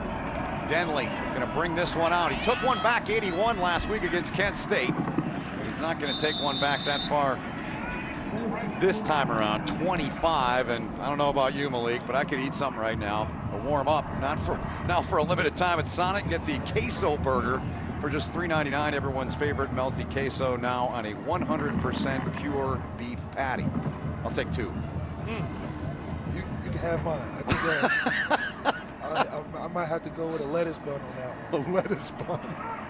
So Matt Mcdonald back in, his 3rd career start. Product of the great state of California. This is Andrew Clare. Clare using his speed, but he's tripped up from behind, but a good piece of running nevertheless by Clare. He was dropped there by Abbas. The one thing you can notice about this Bowling Green offense is that you can see flashes of potential with explosive players and star players. Andrew Clare has been impactful all game, even though it's not reflective of the scoreboard. He's been huge for the momentum and driving this offense down the field. He just drove him to a first down right there, a pickup of 5, and he's been injured 9 of their last 14 games. But you can, I mean, he came out like he was shot out of a cannon. He looked very good on that opening possession for Bowling Green. Absolutely, and that's what they need. They need some passionate runners, some guys that are angry running the football to just impose their will on a defense that's pretty dominant. McDonald faked to him there, takes a shot, wide open target, and it is caught at the 35 and forced out of bounds about the 33 by Julian Ortega-Jones. You like him, and that's one reason why. This is great play design. You have a post corner concept, and Matt Mcdonald read this out just right. Good play action pass. Both corner and the safety took the post, and Julian Ortega fell right underneath, and it was a wide open play. You hit the open guys, and you are successful in offense doing that. Gain of 27 now. And a little jet move here as they put it in the hands of Jalen Embry, a youngster they like, a true freshman out of Jacksonville, Florida. Came in with 4 carries on 32 yards. And I love when you ask Scott Leffler, you talked to really both coaches, though, about the state of Florida and getting guys up here in the Midwest. It's pretty unique. You see a lot of Florida guys on both these teams. Yeah, it's really interesting to see any type of players, especially from Florida, come up to the Midwest and really embrace everything that is involved. I mean, you got the 4 seasons. Those are something that guys only think is a building on vacation that you go to. But when you got guys coming up and the commitment to Buffalo, especially coming to New York, that's something special that this program is built on. You know, they're still new to winning. This is not a winningest program of all time. This is a program that is relatively fresh on winning, so recruiting plays a huge part of it, and for them to recruit Florida like they do, well, you see the results that come out of that. Yep, that was Noah Massey on the catch there prior to that run there by Denley, and recruiting philosophy. And I mean, it's great to have those guys from the South and Florida and Texas and those states, but the big thing that Loeffler talked about, he felt, and it was a Dave Clawson model, who's been at Wake Forest since leaving here. He said, we've got to recruit in that 4-hour window as well, 75%. But to what we were talking about, you need to go to those football hotbeds like Florida, Texas, California to find guys. Absolutely. Mcdonald into the end zone, and that one is picked off, intercepted in the end zone, taken away by Marcus Fuqua. Way to fight for the ball. Mcdonald a little shaken up on the play, but this play is definitely preventable with better mechanics from Mcdonald. He takes the right read, and he was a little rushed, but he's got to be able to put that ball ahead of his receiver. But him being pressured forced him to get the ball out a little earlier. But with better mechanics, with the hitch in his throw, if he was able to clean that up, he can put the ball in a better position for the receiver to make a play. Now, the receiver has to do a better job of not falling with depth off of the route. I mean, he's running like, it looks like a post route, and he allowed the defender to undercut him, as what we call a jet stream in football terminology. But for them to not be able to finish this drive just speaks to execution. Like we said in the beginning of the game, they got to execute on these drives. Third interception Mcdonald has thrown this season, and Buffalo goes right back to work. Kevin Marks in the backfield, but on first down, they find Trevor Wilson. And Buffalo in the third, I touched on this at the outset, but yeah, they've been absolute bullies, just punching people in the mouth.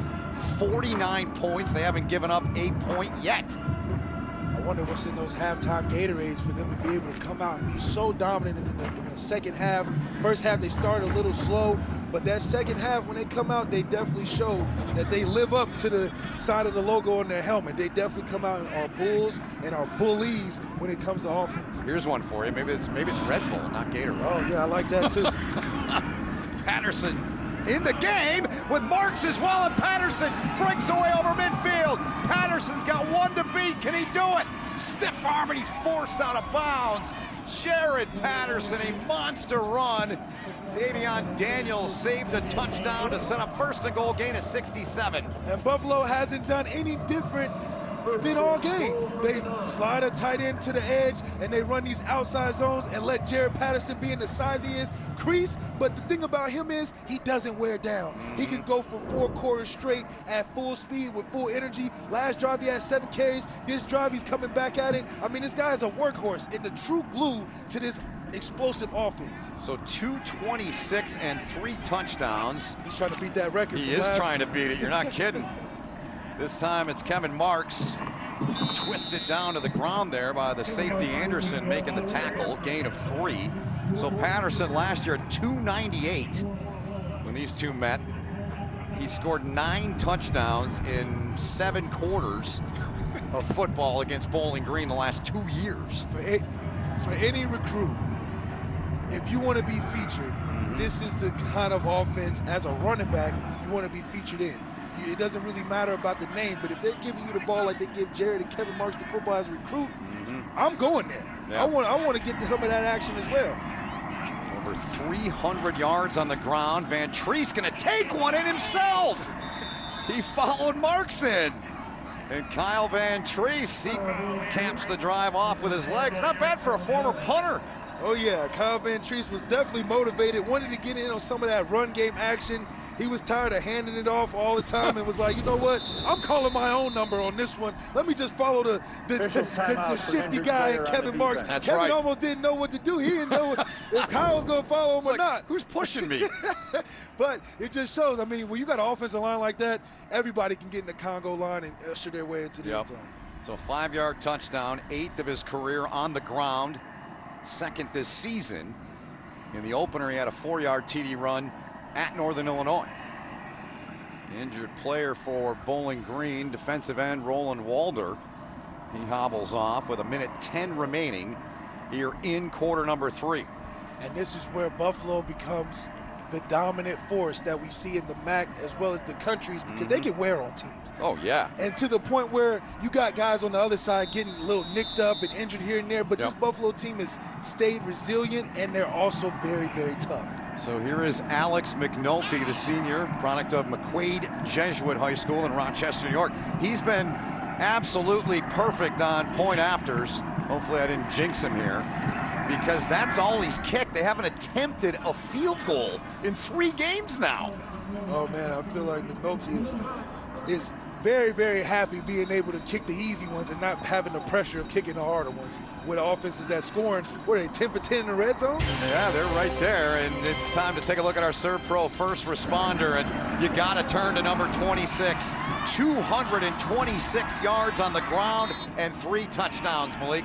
He's a guy that really gives me the vibes of a Frank Gore. Very durable. He's going to be in every situation possible to make plays for his team, and he's doing it on a nightly basis. Every week, he's out there making impact plays for this offense so everybody else can eat as well. I mean, this is a guy that's a very special, talented player. We're going to be seeing him on Sundays, but for him to finish these last games is something that, you know, there's going to be a lot more people in the stands the next time he's playing on another level. I mean, look at what he's done against Bowling Green. That's mind-boggling. Yeah, you can't draw it up better than that. No. Shout out to the offensive line. I know he's taking the offensive line out to Texas Roadhouse dinners every other Friday, because you're going to have to. There's no way in the world you can put up 11 touchdowns and 600-plus yards on 64 carries. That's something that is, wow. I don't think I can even do that. Yeah, so Patterson has 226, as I mentioned, on the ground. Bowling Green has 261 of total offense.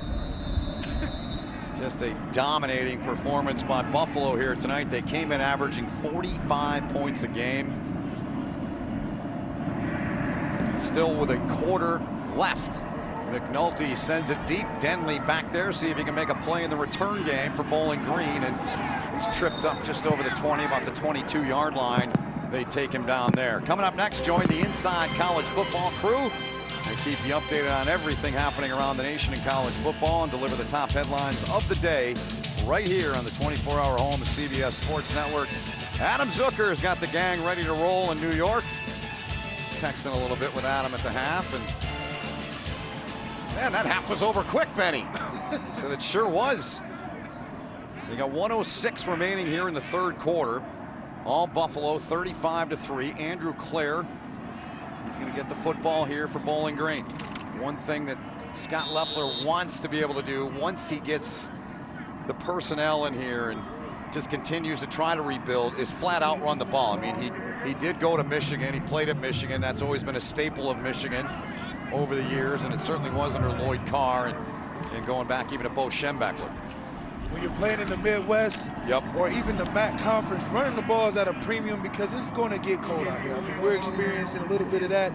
You're not cold, are you? I mean, you know, I'm not too far removed from playing, but I'm also a lot better in a suit where I can at least get a little bit more warm. They're warm. Yeah, absolutely. I mean, you see the fans, they're bundled up. Doesn't have to, the wind definitely takes the excitement out of a lot of things, but these are true fans right here. I tell you what, for them to come out and support this Bowling Green team that really wants to do really well. So 3rd and inches, and that's going to be it for the third quarter. They're going to let the time wind down. So we'll see what Scott Loeffler's crew can do when we come back to begin the fourth and final quarter as Buffalo trying to make it 3-0 and well on their way here, up 35-3 after 3.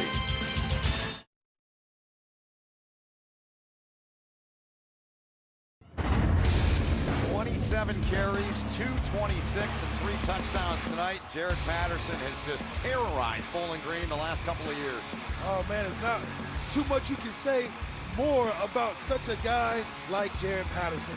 if he had a Fitbit, I'm sure he would have recorded all of his steps in these last 2 games because he's the running man. Everywhere he wants to go, anything that he wants to do is available to him, and that's the type of talent that he has. And I don't even think it's just the Bowling Green defense. This is anybody he's played, and he's been able to show just how special he really is. 9 touchdowns in his last 2 games, 6 last year in Buffalo.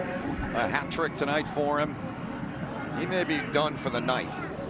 Yeah, if I'm Jarrett, I feel really good about the production tonight. And then that's the best thing about this team is that he can take a seat back and let Kevin Marks finish this game and pad those numbers on his side as well. Falcons picked up that 3rd and short there. Mcdonald comes out throwing. That one deflected and unable to connect there with Tyrone Broden. It was deflected away by Isaiah King. This Buffalo defense starting to be a little more active. They're getting their hands on the football. Last week, they was in competition with the offense on who can score the most points. So this week, you can see them gearing up, revving up, having more energy flying around, and it's going to make it a lot more hectic for this Bowling Green offense to continue to move the ball down the field. Yeah, on the screen there, you see that. I was just going to reference that. Week 1 against Northern Illinois, 3 defensive touchdowns. First time they've done that since 2015. At FAU. Here's Andrew Clare. Good run out of him. No quitting him. We saw last week. You watched the game back. He had 11 yards on the carry. They didn't quit. In the end, Bowling Green continued to play. Just a nice jump cut. And this is what the Bowling Green offense is really missing. A fast twitch guy, a guy that can make guys miss in space, and as well as eat up yards after contact. That's what Andrew Clare has been doing the best, is being able to have yards after contact. Good night for him.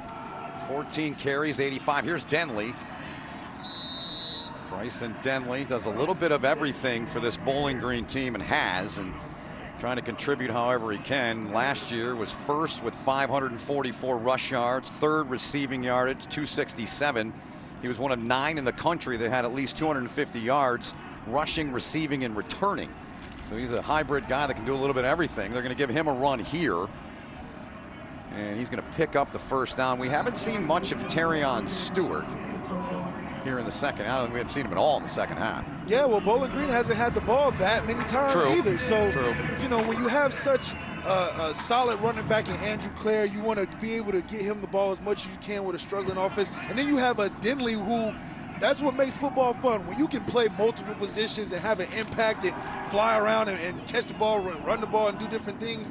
Those are the type of players that you need in a rebuilding phase, because you're going to have the ability to put him where you need to make the team even better. Nice catch there by Julian Ortega-Jones. Ortega-Jones is the best receiver on this team, and he even, from technical standpoint and route running and everything in between. And you see, when Matt Mcdonald is throwing footballs like that, and for Julian to come down with passes like that just shows their chemistry, because some of those knuckleballs are hard to catch, let me tell you. Timeout taken by Bowling Green. 12:55 to play in this one. All Buffalo will step aside. 2nd and 6 when we come back.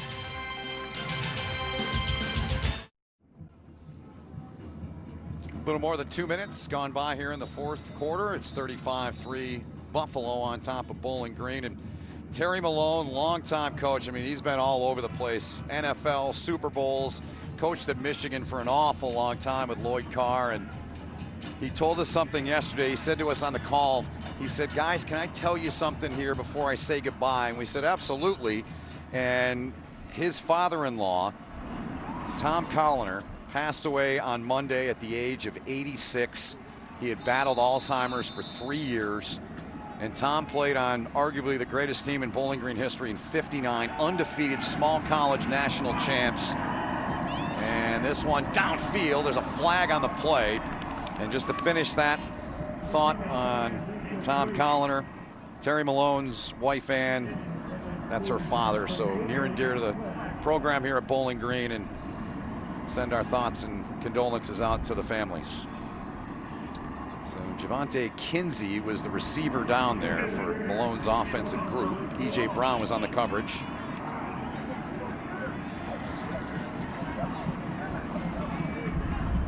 On the pass interference call. Stewart back in. We just talked about him before the break there, Malik, and back into the ball game here in the 4th quarter. He had 162 last week here against Kent State in the fourth. This might be the start of Stewart time. It could be, you're right. Come in here and make a big impact like last week. Stir it up. And fake to him here. Mcdonald loads, fires, down the sideline. It is incomplete. It was right in the hands of Quentin Morris. He was slow to get up. Oh, man, great play design. You got a rail shot up the sideline. Mcdonald put it right on the money. Ooh. And he wasn't able to come down with it in a tough finish to that hit. It was Isaiah King that came in on him there and lowered the boom. Oh, man, that's what you want. And these are the things that the head coach of Bowling Green, Scott LaFleur, mentions. Yep. You have to be able to execute and finish down the stretch. And this is from a senior at this point. We know that Quentin Morris is reliable, but these just compound the mistakes. You know, the first thing for Bowling Green to start winning is to stop losing. And those are losing plays right there. Yep. So this will be the 10th play of the drive. Feed Tyrese Stewart. Stewart spun around at the 19-yard line. Hit once again. Isaiah King's hitting everything out there. Oh yeah, these guys are hit, man. They're hitting targets, and the thing I like about Buffalo is that sometimes they're going to go for the wow. Yep. They're not going to always wrap you up. They have a fun defense. They're an energetic defense. They're fun to play with. So sometimes they want to make highlights too, like anybody else. Right. 3rd and 5. Embry was in motion. Stewart up the gut. Tyrese Stewart puts his head down, and Brown took him down there, but it's a 1st and goal, a gain of 13 for the freshman out of Sandusky, Ohio. He's not built like a freshman at all. He's built similar to Jarrett Patterson. He is, you're right. And I love the way he's finishing runs. I mean, the score obviously is not in reach right now, but he's running like it's the first quarter, which I love about Tyrese Stewart. Embry in motion again. Stewart, and he can't get away from a right 31 who wrapped him up there, and Brown was the first to greet him.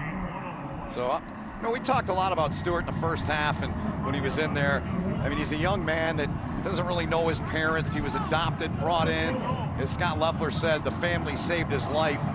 This summer, Stewart pulled 2 kids out of Lake Erie that were drowning and saved their lives. What a story he is, and he gets it again here. Stewart, can he get outside? He does, and takes it in. Tyrese Stewart, the payoff. He's wearing number 4. He must be Mr. Fourth Quarter. That's 100% correct. And this is where he is really flourishing. He's flourishing in the moments where he's going to give his team not only points, but he's going to give them hope and encouragement as they're continuing this. Yep. His potential and the ceiling on this guy is it's phenomenal. Yeah. It's honestly phenomenal, and I can only be more excited as the years go on for this kid and this program if he's carrying the rock. And that's exactly part of the building process right there that we've been talking about with Scott LaFleur and the things he wants to see. No quit Tyrese Stewart for the 2nd straight game. I love how he's finishing those runs. This is Mr. Fourth Quarter making an impact in the 4th quarter. This is what you want to see from improvement on a Bowling Green offense. 35-10 Buffalo after a touchdown run by Tyrese Stewart before the break from Bowling Green. Time to go to the marquee in tonight's Geico Difference Makers. And how is this guy not on every marquee? Mr. Nifty himself finishing and being the glue to an offense that are literally dependent on this guy here. He's the flavor, the glue. He's going to make everything go, and he's having a great job. And his twin brother, James, what he's done, 9 tackles, 5 solos, and those 2 are twins. It was a package deal. James was a guy that was really heavily recruited, had some opportunities to play at Power 5 schools, but it was very important to both the brothers to stay together and to play together, and it's an awesome story. Buffalo is known for having some family ties like that, even dating back to the Mack brothers and their influence in this Buffalo program. So, you know, maybe this is the twin brother school or the brothers type of school to come to. Yeah. There's Khalil Mack. His younger brother was there a couple of years ago. And so what do you say we take a little trip down memory lane? Look at these youngsters. Can't tell them apart, I'll tell you that. Tough there to tell them apart, yeah. I can only imagine the type of competitions they had growing up. You're not kidding. You and I are both only children, so we don't understand that. We got a lot of brothers, but just not blood. Just not blood, just a bunch of brothers from different mothers. That's right. So very cool. Jarrett is the older of the twins. He was born first, and it's always the oldest is the shortest somehow. Isn't that crazy? Is that what happens? I think that's what. It's crazy how that works out like that. Kevin Marks is now in. You got to figure Jarrett Patterson's night is done. His team up by 25, and they're going to feed the rock here to Kevin Marks. Kevin Marks had 100 yards in their victory at home last week against Miami. Picks up 5 there, does number 5, and he's had some moments tonight. Patterson stole the show there, but again, if you're just joining us, these guys are so close, so supportive, and it's part of the reason why Lance Leipold has what he has at Buffalo, because of the continuity, the commitment, the sacrifice that guys make on his football team. And there's no drop-off between either backs. Either one can go in there and give you the same amount of production and keep the same momentum of the offense going. And for Coach Leipold, that has to be a blessing in disguise, in combination where you can also take off the pressure on your quarterback to where he can play more of a game manager role, and you can seal a lot of games running this football. And this won't happen often. Good job by Bowling Green. Again, no quit. 4 guys to the football. Anders one of them. Jerry Roberts in there as well. And what won't happen often is Marks losing yardage is what I meant to say there. Jerry Roberts, like we said, talked to him this week. Yep. He was geared up for this game because this is the style that he likes to play. He's a run defender. He likes fitting in the gaps, and he likes the challenge of playing against 2 superstar backs in not only this conference but in the country. These guys are putting up numbers all across the board. You're right. 3rd down and 8 here, under 10 to go in the 4th. Marks, he's sidled up there next to Kyle Van Treese. Play clock down to 2, and the snap goes, and Marks has it, and Marks, Bowling Green, again, that defense, no quitting these guys. They'll get to it in a hurry. Colby Coleman in there, helping out on the stop, brings up 4th down. The punt group comes on for Buffalo.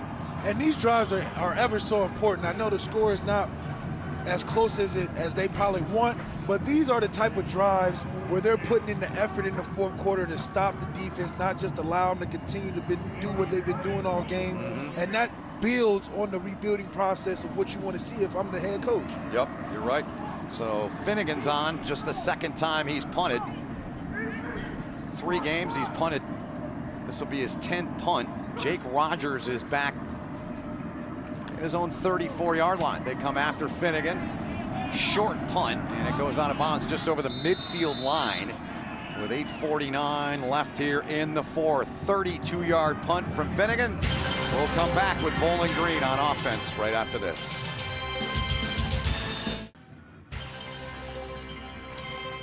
College football on CBS Sports Network is sponsored by Ice Cold Dr. Pepper, the official drink of Fansville. By Tums, goes to work in seconds for fast heartburn relief. And by Reese's Peanut Butter Cups. Inside of 9 left in this one, and cap the capacity of 1,500 tonight. Repping the Bowling Green hockey shirt. Some Royal fans in the stands tonight. Love to see that. Yep, storied hockey program they have here at Bowling Green. Jerry York, Boston College coach, winningest coach in the history of the game, coached here back in the day, won a national title here as Embry, left side, and exclusively has been a guy that gets it on those jets. Oh yeah, he's able to use his speed to get around the edge, and look how he's following his block. Just ride the block all the way out, make the defense chase you from the inside out, and you get what you can get. That's how you get vertical, you move the chains, and now you got some momentum to start driving on offense. So Bowling Green with 3 more plays, but problem is they're 25 points down for them, but continuing to play hard. They get after the quarterback and take him down. There's a punt. Oh yeah. Tyler Lang says, take that. Tyler Lang coming with some 4th quarter energy, being able to get inside of that tackle and make a play. I mean, you can tell he must have been wanting this sack all game. Well, this drive began for Bowling Green with their best starting field position of the night. Buffalo has put 3 on the board, sacks that is. 7:45 and counting left in the ballgame. Dumped off to Claire by Mcdonald. Claire stiff arm, nice job by him. Trying to crawl his way up the sideline. And it's going to bring up a 3rd and long here for Bowling Green. Claire's had a nice return here tonight. Injured player down for Buffalo is Roy Baker, a guy they've really been happy with in a couple games. And Stinger maybe? It looks like it, or he might have popped it or got one of those quick contusions that, you know, it's cold outside. So you're taking these hits and you're feeling it 10 times harder than you normally would. And nothing is worse when you're hitting the cold ground after playing hard on the play. Yeah, he was the one that was stiff arm there, product of South Florida, Miami area, 5th-year senior. Brian Borland told us yesterday about Baker, the way he's played. He said simply, he's arrived. And they tend to him now. Let's revisit your keys, Malik, what we had at the start of the game, how they played out. I'm definitely giving an A to the Buffalo Bulls, mainly because they are the bully. They are the aggressor. They came out and started fast. As you can tell, 321 rush yards, 143 for the opposite side. I mean, it's just interesting to see how explosive and complete an offense can be. And we didn't even really see a feature too much of Antonio Nunn. No, not really. That they could have pulled out of their bag at any time. So I would definitely give them an A on being the bully. And for Bowling Green, their body language has been good for me. I would give them a B on that, mainly because I would give them an A if they were winning, but a B because they're sticking in there. They're making plays in the 4th quarter. They had a 4th quarter drive stop so far, and that's the body language that you want to see as a head coach, and being motivated on working on that progression from week to week. Yep, and doing it the right way as Baker's up. Makes his way off the field, favoring that right arm. Yeah, those Labrams, man, you can't arm tackle against great backs. They're going to run right through those. Yep. So get him off and tend to him, the product of South Florida. 6 tackles coming in. They've loved the way he's played. And Scott Loeffler, he was fired up in his press conference a couple of days ago, and he was fired up about they're going to stick to the plan. He said, we're not going to go out and get a bunch of JUCOs and fix this thing in a year, because it's not going to fix it. It's not, and that's super encouraging for the 64 freshmen that are on the team, knowing that their coach is trying to stick around to not only see them develop, but to see the program come back to the place it was in 2015 and 16. Yeah, so George Wolo drops Mcdonald, brings up 4th down. They're going to go for it. And Bowling Green without 5 coaches tonight. They're in COVID protocol due to contact tracing. You see them there, and Eric Lewis filling in for a guy you know very well, who you know is watching the game, and he's going to text you if he already hasn't. Brian Van Gorder, who you were with at Notre Dame. Oh man, Brian Van Gorder, I know he's kicking himself for not being able to come out here, but he's the type of coach that's going to put you in positions to change the game. And that's what I really love that he did for the Notre Dame defense. He gave us opportunities to make plays, and he coached a lot of great players, i.e. Jalen Smith, the starting linebacker for the Cowboys. And I love Coach Van Gorder's scheme, because not only is he going to give you a good scheme, he's going to tell you a great story on how he got to it. So I know him and his son Gummy, he was a quarterback with me at Notre Dame. Okay. So not only are they a football family, they're an intense football family for sure. Well, they convert to the Falcons there on 4th down, a gain of 12 to Presley Moats. Veteran guy, a leader on their team. Here's Denley. Good piece of running out of Bryson Denley there. Good pick up, about 6 on the carry for the product of Texas.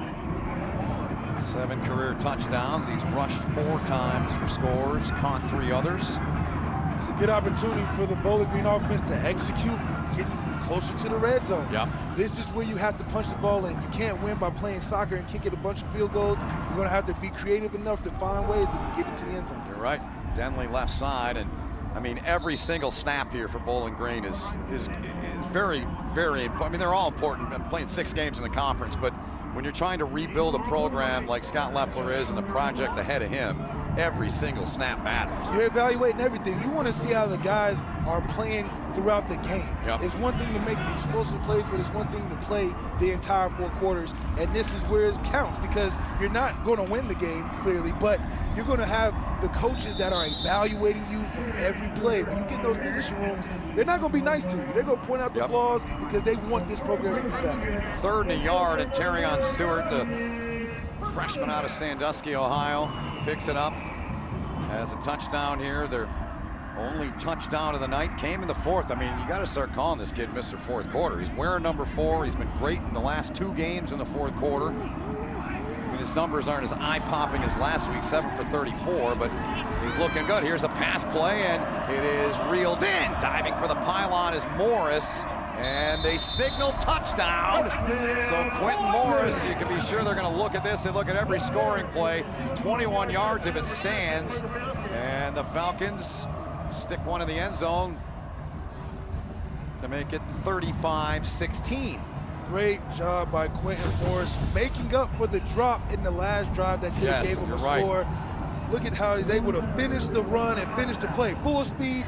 He's not going to be afraid of a little guy. Get out the way. Excuse me, sir. I have to score a touchdown. And those are the type of executions that you want to see in the fourth quarter. This is boosting that body language. You got guys excited in a fourth quarter score, even with the score not being what they want. And that's how you finish the play right there. So from what you're seeing here, you think this is the call on the field was a touchdown. It looked like he was on top of the defensive back there to me when he reached out. We'll see another angle or two, I'm sure, here. Here we go. So his hand, though, is in the paint. They might have to look at this one again. Yep, they are. Hand was in the paint. Back there was Corey Gross, sophomore out of Rochester, New York. So it is under review. Gary Bram is our replay official tonight. Call on the field was touchdown. This one might be calling back. This just speaks to how frustrating it can be when you're in a rebuilding phase, and when you have great plays and you think that you finish them and you get so close, but you don't get the mark. So this is like playing horseshoes with this offense. After review, almost always. The runner was out of bounds before the ball crossed the goal line. The ball is short, inside the 1, first and goal. The clock will start on the ready for play. There you have the word from Greg Sujak. Gary Bram with a quick review of that one. That hand was clearly in the paint. You see it there on the replay. It's easier to call than it is when it's live. And under center is Mcdonald. Mcdonald, Terrion Stewart dives in, his second touchdown in the fourth quarter. He's got 4 touchdowns this season in 3 games now, and they've all come in the fourth. Number 4 doing it again. This is the potential we're talking about. Yep. You want to put a guy like this in to finish all types of short yardage run-ins like this, because he looks like he's around 225 as a true freshman. Yep. So that means that he can only get stronger, he can only get better. And just number 4 didn't want too much smoke on this play because the other number 4 was trying to finish it and get into the end zone. That's right. So Needham on, and Needham off the left upright and through. It's good. So Terrion Stewart, start calling the Mither fourth quarter. He's getting it done. His second touchdown here in the quarter. And the Falcons find the end zone. It's 35-17.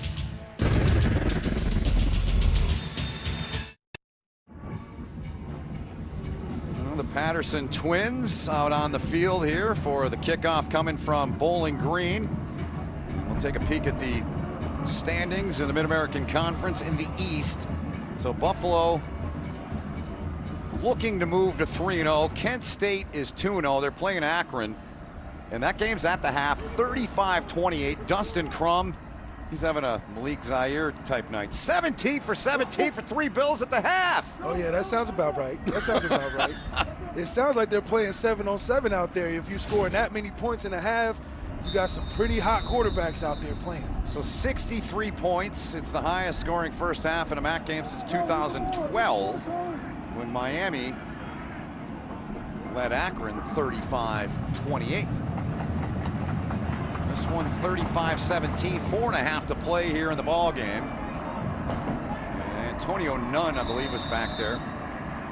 And lets it go into the end zone. So Buffalo 4.5 to go. And there's Nunn. He had, what, a handful of catches in the first half. But you said it, I mean, when you got the beast going at running back, you just keep feeding them. The plethora of players that they have on the offensive side for Buffalo. I mean, we haven't even seen the tight end that is so special, impactful in this play. So it just shows you that Kolnecki has the ability to do what he wants with this offense. And you don't really get to see that too often in the country, where you can run the ball if you want all game, or you can throw it if you want. So having this ability is what makes this team so special and hard to beat when it comes to later games in the season. So Jarrett Patterson back in the game to the left of Kyle Van Treese. He's north of 200 in the game. Patterson takes it. And you're getting 7-8 yards a carry on first down. He picked up 8 there. It's very difficult to do much of anything, and Buffalo going to try and run clock here. Dontrez Brown made the tackle on Patterson. I love how Patterson has the LeBron philosophy. He knows he's chasing some stats, so he's going to get in there and make the most out of all of them, and that's what he's all about. He's going to play every minute to the last whistle, regardless of score, and those are the type of players you want, the ones that are going to fight to the end, and he's making it happen out here tonight. Yeah, and you know, I mentioned it on the Bowling Green possession. Like, every snap matters to them. I mean, every snap matters to every team right now. You're playing 6 games in the Mid-American Conference. MAC championship game, of course, would be 7 in a bowl game, so you're going to play 8 games max in the Mid-American Conference. This Buffalo team, I mean, you and I both watch a lot of games. I mean, I'd put this club up against pretty much anybody in the group of 5. I would. I think they're one of the best teams in the country in the group of 5, hands down. They definitely can make a case in being competitive with the Alabamas and the Notre Dames of the world, strictly because their offensive system is simplistic enough to be effective with the superstars that they have on offense. And Kolnecki, being the offensive coordinator, does such a great job of scheming different designs for the same plays. If you're able to produce up to 500 yards of offense off of 3 or 4 plays just designed differently, that's the type of team that you know can compete with anybody in the country. Here's Patterson. They flung him forward for another 2 yards there. It's going to be short of the first down by about 3. And Buffalo, they got a bunch of time off before they face Kent State at home. It's 2-0. Sean Lewis doing an amazing turnaround with their program. Then they're at Ohio, and they close things out on the 12th against Akron. A game I really want to see Buffalo go up against is a team in Marshall, who also has a really good running attack. Yeah. And for both of those teams to be in the same place, I would love to see the battle of the running game in that one. Yep, for sure. Doc Holliday has got him going. Patterson, 30 carries, 244. He had 298 when they met last season. He had 6 touchdowns. He's got 3 tonight, so he's got the hat trick once again against Bowling Green. Feed him again. Plenty of room, just walks through there. Patterson breaks away. Jarrett Patterson trying to find the end zone. He'll outrun everybody, and he finds it. Mr. Nifty. Mr. Nifty. 57. Wow, how does he continue to keep going? I mean, he definitely circled this on the calendar because he wanted to outdo his last performance, which is a hard thing to overshadow. But check this play out. It just shows you why he's nifty in the pocket. Look at that, making guys miss in small spaces. For a guy to do that, and then on top of that, he's a hard guy to bring down, just shows that Mr. Nifty is a special running back for a reason. In the 4th quarter, he's still running at full speed, producing points for his team, and that's why this Buffalo offense is who they are. 301 rushing yards for Jarrett Patterson tonight. Mcnulty knocks that one through to make it 42-17 with 2:08 to go, and just impressive. 57 on that touchdown. He had a 67-yard run earlier, not a touchdown, but a run, and here's a look at it. I mean, just from the start, the jump cut, and then another jump cut through the hole, and then the speed to break away from second-level defenders. I mean, where else are you finding such talent like that guy in Jarrett Patterson? I mean, this is the type of stuff that you see on video games or the movies where the storybook running back makes all these plays, but he's doing it in real life against teams that aren't going to make it easy. I mean, they're loading the box. Defenses are scheming against the run. So for him to be able to put up 300 yards, we're not talking about passing yards. We're talking about 300 rushing yards is something that you're not going to find anywhere else in the country, let alone where he's doing it today. So Jarrett and twin brother James are both products of Pilati High School, St. Vincent Pilati High School. And you see what he's done tonight. Not too shabby, about 10 yards a carry But to finish that thought, they are 2 of 5 players from that high school, and one of the coaches on that staff is former All-MAC linebacker at Buffalo, Justin Winter. So a nice pipeline they've got going there in the great state of Maryland. Oh yeah, whatever they were feeding those kids down there, they need to continue to feed that pipeline, because clearly there's a relationship that is beneficial on both sides when you come to Buffalo. Mcnulty sends one down, and it'll be picked up back there by Tyrese Stewart. Almost got a face mask. Oh, and then he is smoked. Kick coverage team. He knocked a couple of his teammates out there. My goodness. What a shot delivered there by Sean Dolak. And that's what bullies do. When you're playing great defenses, they're going for the strip. So anything to hold you up, and then you're gonna have a guy come up and clean up duty, that's toughness. And this is the fourth quarter, they still making plays, and what a shot delivered right here. You can even hear it. But you're hitting a solid guy in Tyrese Stewart, so you're gonna have to bring the pain, because I'm sure that they felt that more than he did. Yep. So Mcdonald will hand it off here to Denley. Final 2 minutes of this one.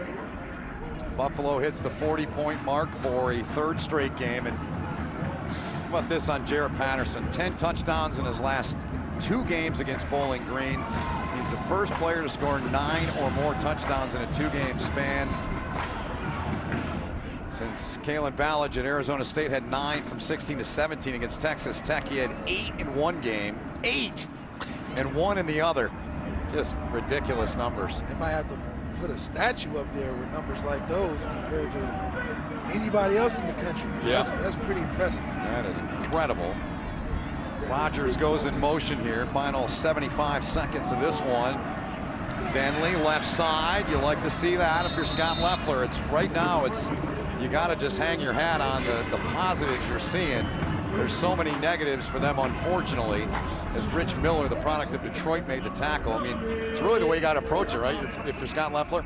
It would be a big win tonight if they can finish this game on a score. Yep. Just to show that, yeah, we may not have won tonight, right, but we won on our team basis. We're coming together as a team. Yep. We're feeling more confident that we can put up points. I mean, 17 points compared to what they put up last week is that improvement that they're looking for. And as a head coach of Bowling Green, I would be excited just to see the progression step up against a team that's pretty dominant. Yep. Tyrese Stewart there. When we're done, send it back east to our Inside College Football studio. Adam Zucker and company will take you through what's going on in the world of college football and look ahead to the week that's coming up. This is the start of it. Oh, yeah. So Tuesday night action. This one 15 seconds from being a final, and that's going to do it.